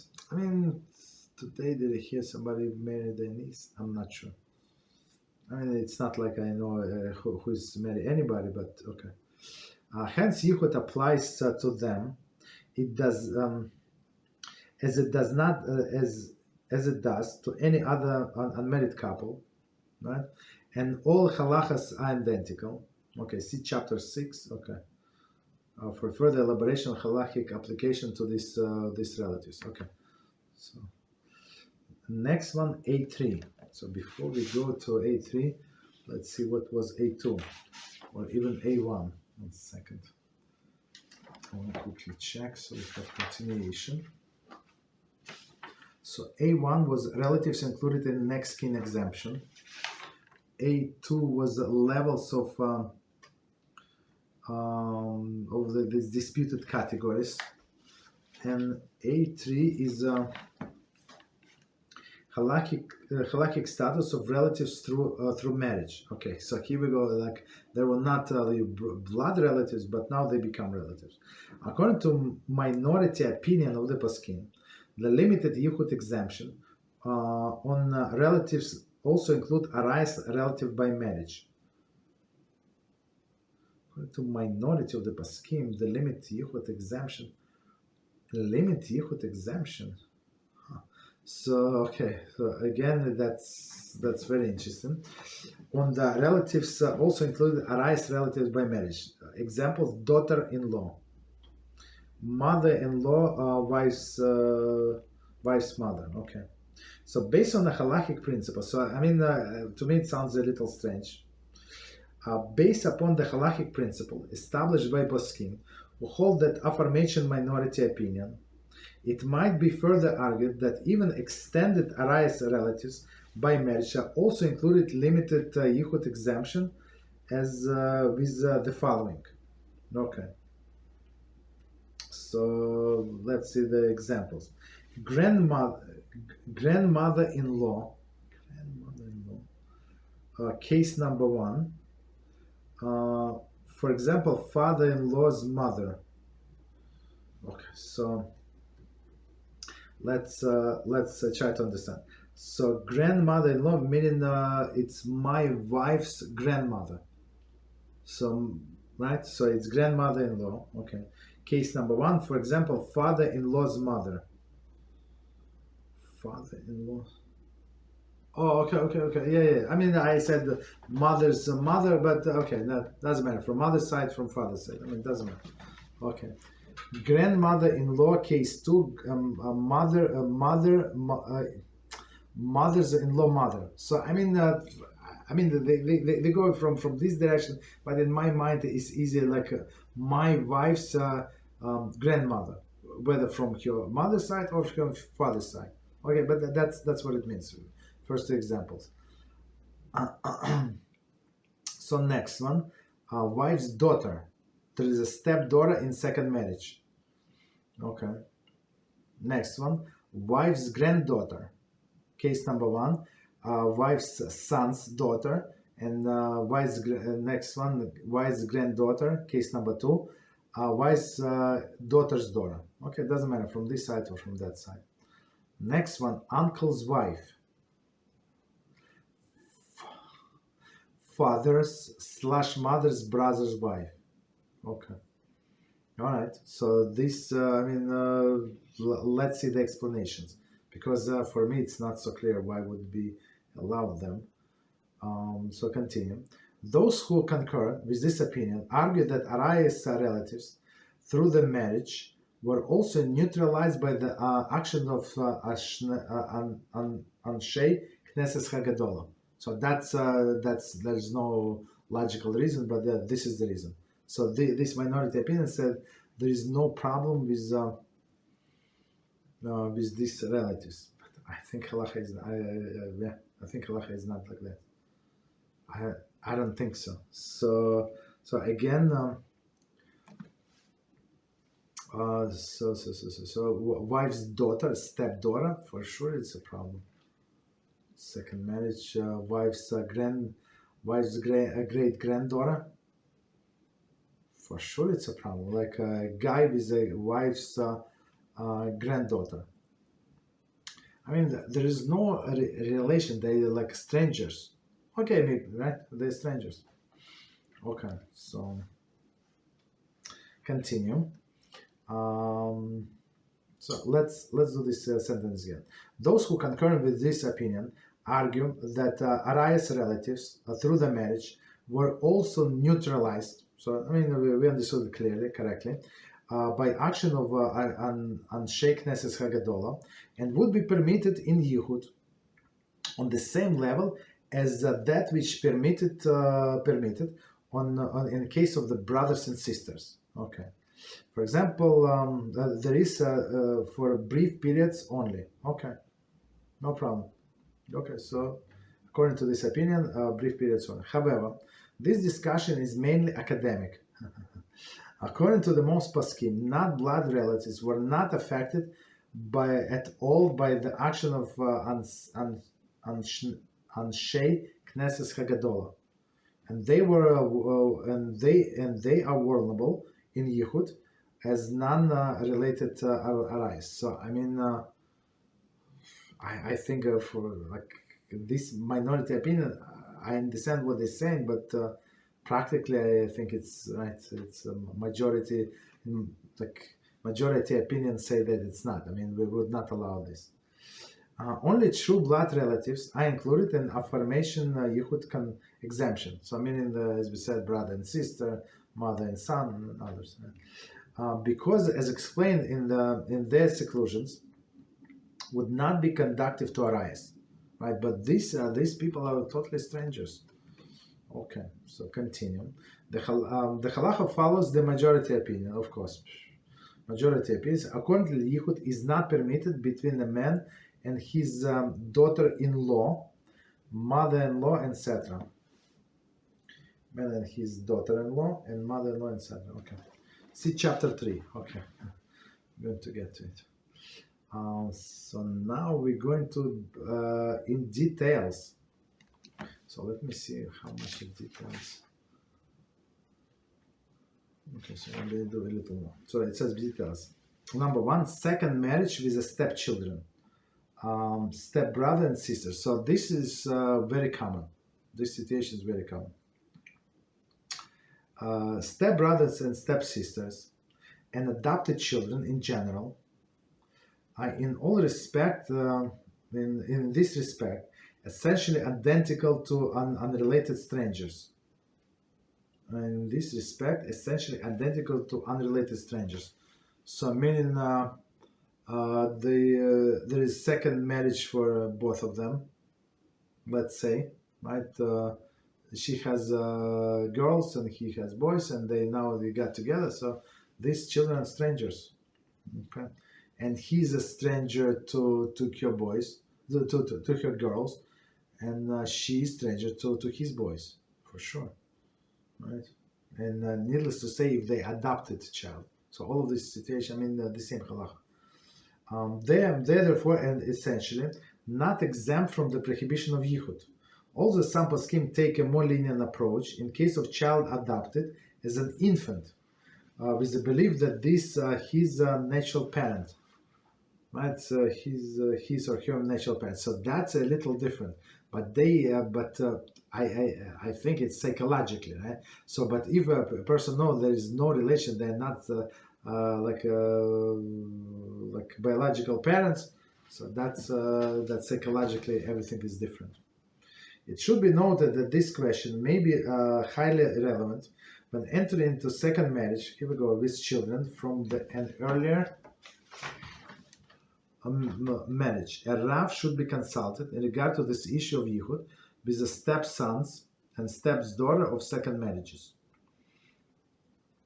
As a rule, the stepsister and stepbrother should not remain in the house alone, especially late at night. So Halachah is very straightforward. So stepbrother and stepsister should not be remained alone in the house at night. For further elaborations on Halachos regarding the raising adopted children, see chapter 6. Wow, chapter 6 is very packed chapter. They refer to that chapter many times. Okay, so I think we can stop here. Let's stop here. To be continued.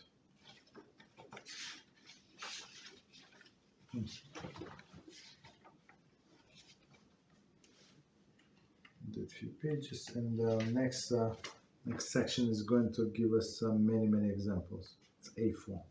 Okay. So let's see if I have any questions.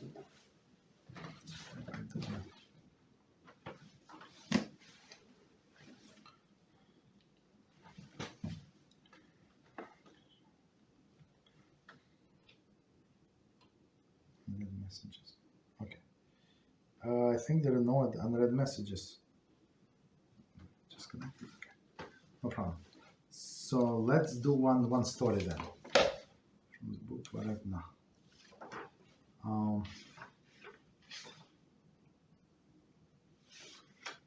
Okay. So it says, so it's Parsha Vayakhel. Just mark it.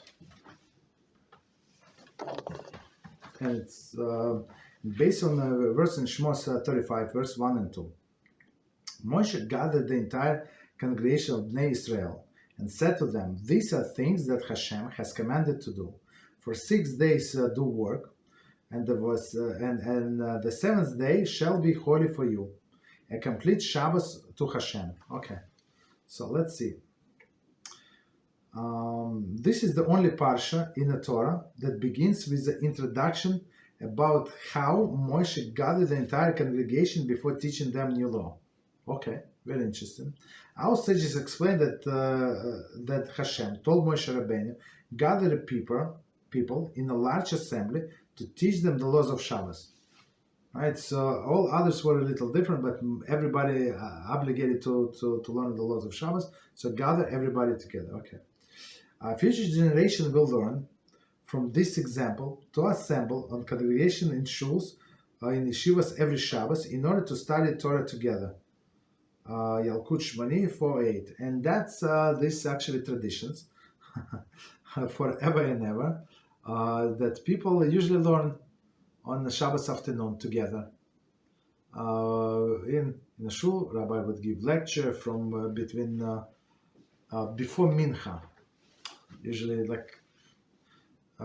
before mincha, whatever that, 2 hours, 1 hour, 45 minutes, whatever lectures, right? Before mincha, then they do eat, and they do marif. Okay, so but tradition started there. Like Moshe assembled everybody and told them the laws of Shabbos. So I mean, it's very interesting. Specifically, we are encouraged to gather together on Shabbos to study complicated and extensive laws of Shabbos. So before we continue, so again, specifically we are encouraged to gather together on Shabbos to study complicated, extensive laws of Shabbos. So meaning what everybody knows that we're getting the extra soul on Shabbos. So some clowns, how do I know clowns? So the clown, they say, let's eat the double. They make a joke, let's double, because you have double soul. Yeah, but soul does not need the food. So the only food that the soul needs is the spiritual, right? Meaning that you have double or triple your learning on Shabbos, not eating. Eat less, otherwise, as we said many times, person getting heavy, right? Like sleepy. And that's it. Even he wants or she wants to learn it. There is a mission impossible because of overeating, right?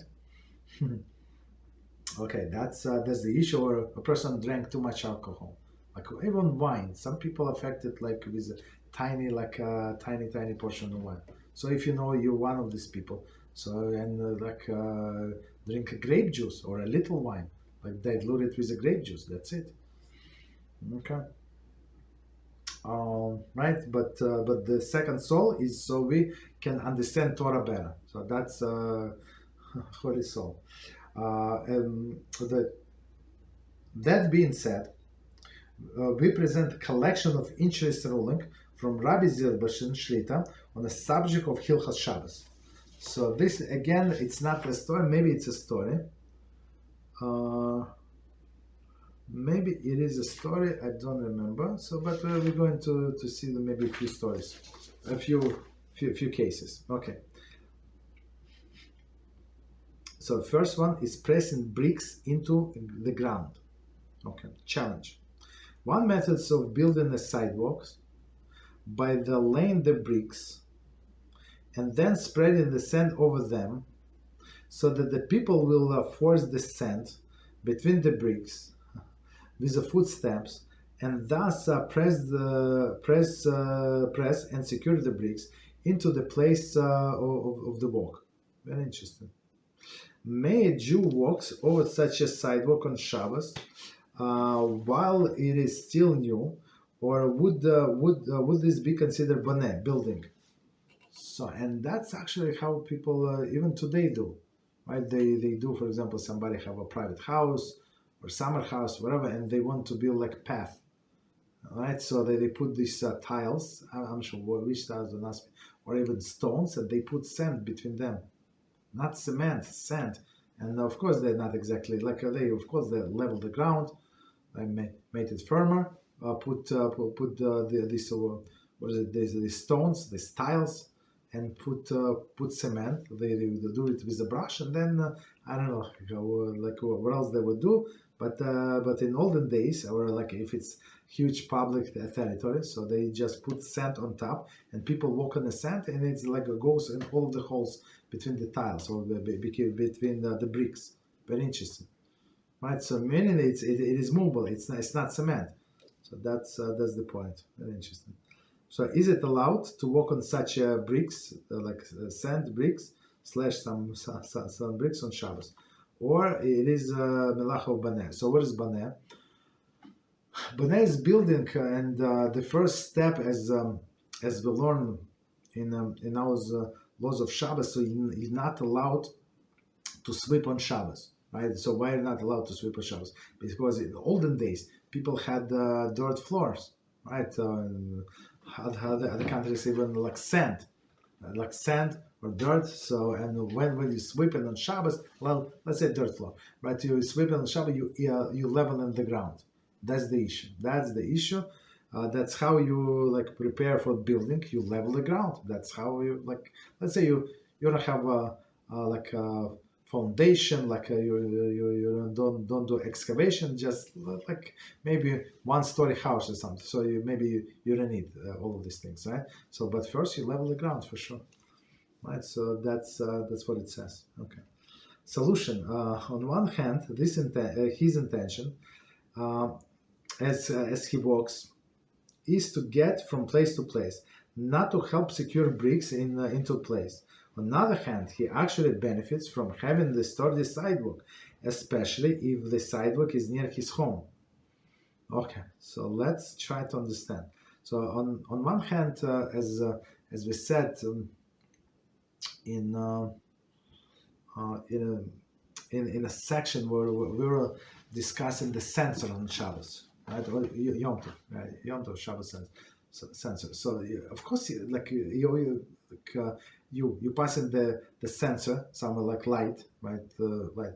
Of course, you don't want the light to go on. Yeah, it will go on, but that's not your intention. And let's say the road is nicely lit, so like you don't need extra light, so there is no benefit for you, right? But right, that's one case. But in this case, it's not like that. So like after the fact, some poskim said it was not your intention and it would be dangerous and too much bother to go around these sensor lights. I do go around them, but let's say a person don't care, so they can actually learn this lenient opinion, then just walk straight, okay, and trip all the sensors, right? But because again, he's not going to benefit anyhow. But in this case, in case of the bricks, the person does benefit, right? So he said, no, I'm just going from place to place. Where else should I go, right? There is an only road or a shortcut, right? But he or she benefits from these bricks, from this sidewalk, from these pathways to be like as stored as possible, right? So that's a problem. So meaning there is benefit. So you cannot say there is no benefit. It would seem to be permitted based on the Gemara Baba Basra 22b. Looks like there are notes. Okay, 22b, which states that the walking alongside the wall strengthen it by packing the earth besides it tightly into the place. The Gemara makes no mention of its being forbidden on Shabbos. There are two reasons that can suggest why it is permitted. Okay, so in narrow pathways, right? So it is allowed to walk next to the fence, next to the wall of the house, right? What's the problem? Because when somebody walks next to the wall, like they what is the word? They pack the earth, like make it like tougher. So and it's actually supports the wall. It's very interesting, and it's actually we learned in one of the classes the laws of the neighbors, I think, right? So it's not allowed to plant some plants next to the neighbor's fence. Why? Because your plants are going to weaken his fence, or weaken his house foundation, right? So you have to like go back in your territory. Is it your territory? Yes, right. From the fence into your territory is your 100%, but they would not allow it because it damages the neighbor's property. Okay. But on one hand, on another hand, when somebody's walks there, so for sure it's strengthening. Okay. So number one, so there is two reasons can be suggested of why this is permitted. Number one, each individual footstep makes negligent contribution. Right? I think we said same similar rationale about smoking. Right? One cigarette is not going to kill you. Right? Same with each step on each brick has minimal contribution, negligible contribution. Okay. And second one, as one walks, one does not intend to be involved in act of construction. So a person walks. Yeah, maybe he's going to benefit, but after the fact. Nor is this a normal way of which construction is done. And I'm not sure why he's saying that. He said that's how you do it. Okay. Norm which construction is done. Therefore, this cannot be classified as boneh. Okay.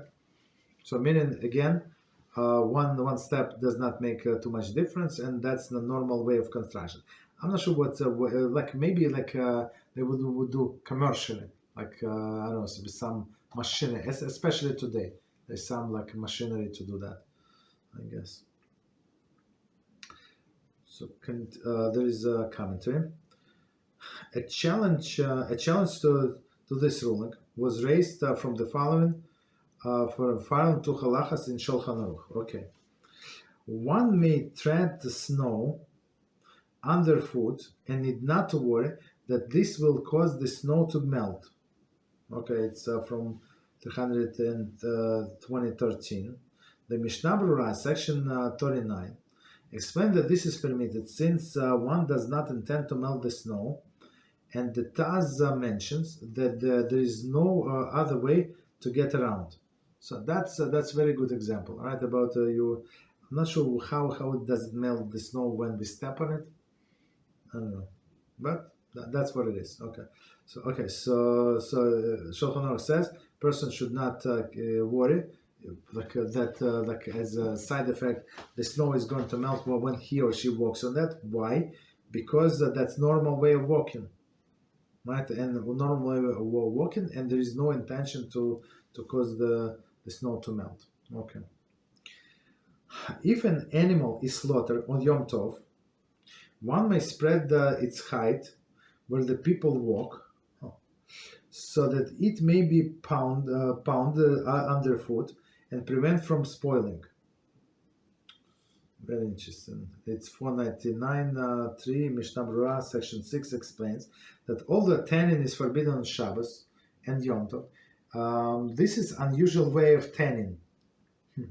Therefore, it is not obvious that one spread out the hide for tanning, since he could just do as well spread it out to sit on, as one as was once common. Okay, so before we continue, so let's see. So next example he has, like as we know, it is allowed to do shchita on Yom Tov from the beginning, like meaning to kill the cow. They take out the hide, and unless you start like put it, I think the brines were from preservation, which you're not allowed to make on Shabbos and Yom Tov, of course, right? I mean, Shabbos, I guess. I mean, we're talking about maybe if he did shchita for a sick person, so he would be allowed to do the shchita for a sick person, right? In the first category for sure. The first category for sure, as we discussed today, the laws of Yom Tov. So, person is very weak. He lost a lot of blood. He's very, very weak. So you would be allowed to do a shchita and feed him or her meat. Okay. But okay. So but you person care about the hide, so they can put it in a place where people walk. So the question is because it's not obvious, right? Why doesn't he do himself, like putting the hide on a chair? So today we have cushions and nice comfy chair, but in older days the chair was like a chair, like wood period. You understand? So people would put they did not have cushions. I mean, some did, but they would put hides like to make it warmer, to make it softer. And the question is, let him put this hide on a chair, right? Spread out as it was once common. Our sages permitted this last animal owner refrain from slaughtering the animal to provide the meat for Yom Tov, for the fear of valuable hides would be spoiled.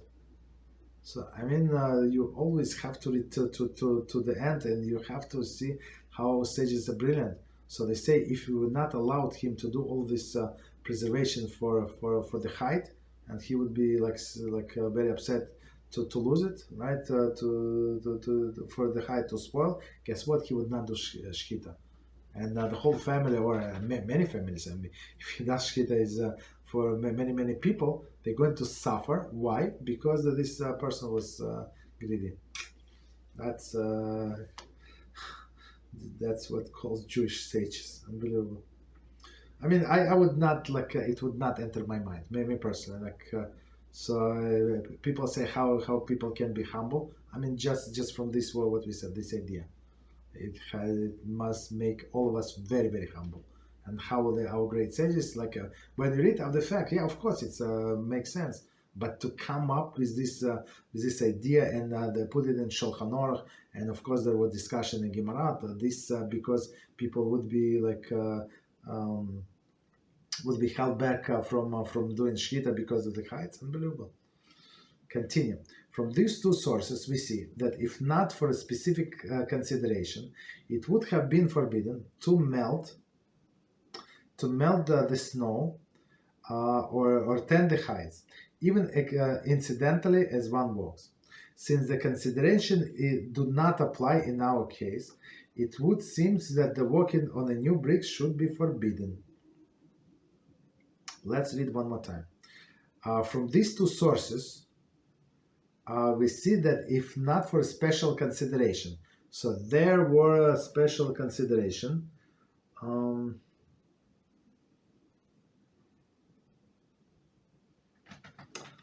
What was the second one? So this one second. Right. Okay. So this thing with the skin, right, allowed because it was special consideration. But what is special consideration about our bricks, right? From these two sources, we see that if not for special consideration, it would have been forbidden to melt the snow, meaning right to walk on the snow. But sages say there is no problem; it's not your intention, or to tend heights, or to walk on, even though it says tend, but technically just walking on heights. Even incidentally, as one walks, okay, would be forbidden. Since this consideration do not apply in our case, meaning the second reason, it would seem that the walking on a new brick should be forbidden. However, Rabbi Zilberstein Shlita explained that in those cases, it is somewhat apparent that one melts the snow or tends the heights that he walks. Very brilliant, right? So they see it was more snow, now it's less snow after people walked. Okay. In our case, it's not apparent at all that one is pressing bricks into the place or packing between them. Very, very interesting. Okay, like there it's understandable. Here it's not so apparent. If in fact the sand is obviously driven between the bricks as one walks, this would be truly forbidden. But since it is not, so it is not forbidden. Okay, I think we can stop here. Next story is a training monkey. Okay, I think it's for a blind person. So like training dogs, training monkeys. Okay, so let me check questions quickly.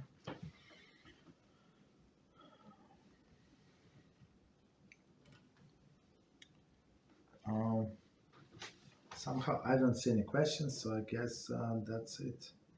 Dating conversation so quickly. Alright, so looks like no questions. So let me know if there are. If not, we stop here. Okay, so a new question just popped out. Can a Jew solve Oriental puzzles that they don't order in color scheme but just pieces of wood during Shabbos? Can this kind of puzzle be treated as Legos? I'm not sure what is it. So I need to see it. I'm not sure. So the like when we say like okay, one second. I see this thing. I think it could be building. I mean, I think it could be building if the pieces are getting attached together and they're pretty like pretty tight, so it would be not allowed as a building for sure. Okay. But the puzzles. So let's say in general. So the puzzles would be forbidden. Well, why is it forbidden? Because it's like you're drawing. So before you put like puzzles, like it was a picture, like a picture. They cut it in with a laser, with a special technology, many pieces, 500 pieces, let's say. And now like you look at the box, like I don't know, pieces of cardboard. But then you set them together. First you tight, they set very tight, so it's forbidden. And plus you in some sense you draw a new picture that was not there before, so it's absolutely forbidden. Okay, next one. If we finished using the water in the last yadayim cup, okay, but did not finish washing our hands, can we refill the cup again just enough to finish the process we do? Have to restart the whole process? No, you don't. You don't have to start the whole process again. What would be the issue?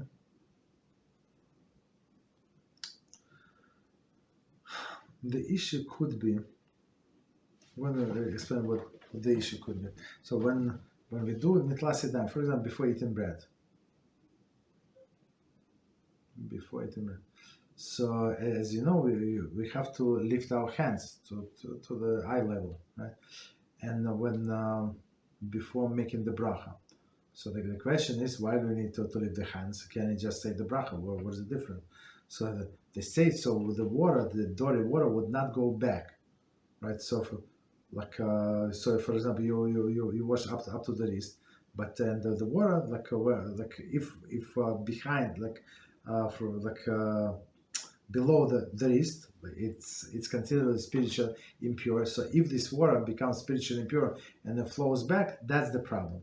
So that's why we use twice, pour twice. Some people pour 3 times. Doesn't matter, right? But the thing is to wash away this impure water. But if you're going to put the hands down, when would get extra water, so in some sense you're defeating the purpose. So it would proper to get enough water for in this cup and wash like this. Okay. Next question. Question about Shabbos and Yom Tov. Okay. Are we allowed to use contact lenses solution on Shabbos and Yom Tov if they would cleanse the accumulated protein in the lenses? Normally, we would need to gently rub the lenses in a solution for cleansing. But soaking can also cleanse the protein. I think that there should be no problem. I think it should be no problem with contact lenses. So first of all, they're not in the category of there is no Melachah of laundering. Why not? Because it's not thing that not pliable thing that usually launder, right? So that's one problem. And second thing, there is no solution. This solution is already ready. You don't make it, right? And if you so if you just leave it there, everything is indirect. So I say there is no problem whatsoever using this cleansing solution. It's going to dissolve protein, so it's going to dissolve protein again. It's it's very indirect. Okay. So let me know if any more questions. Okay, no problem. So no more questions. So okay, let's call it a day. I think we answered all of the questions. I think. So let me know if I missed. I don't think I missed. I think I wrote a few questions today. All right. So thank you very much. Good night. And until tomorrow, Beezrat Hashem, same time, and we're going to learn the laws of kosher kitchen. Thank you.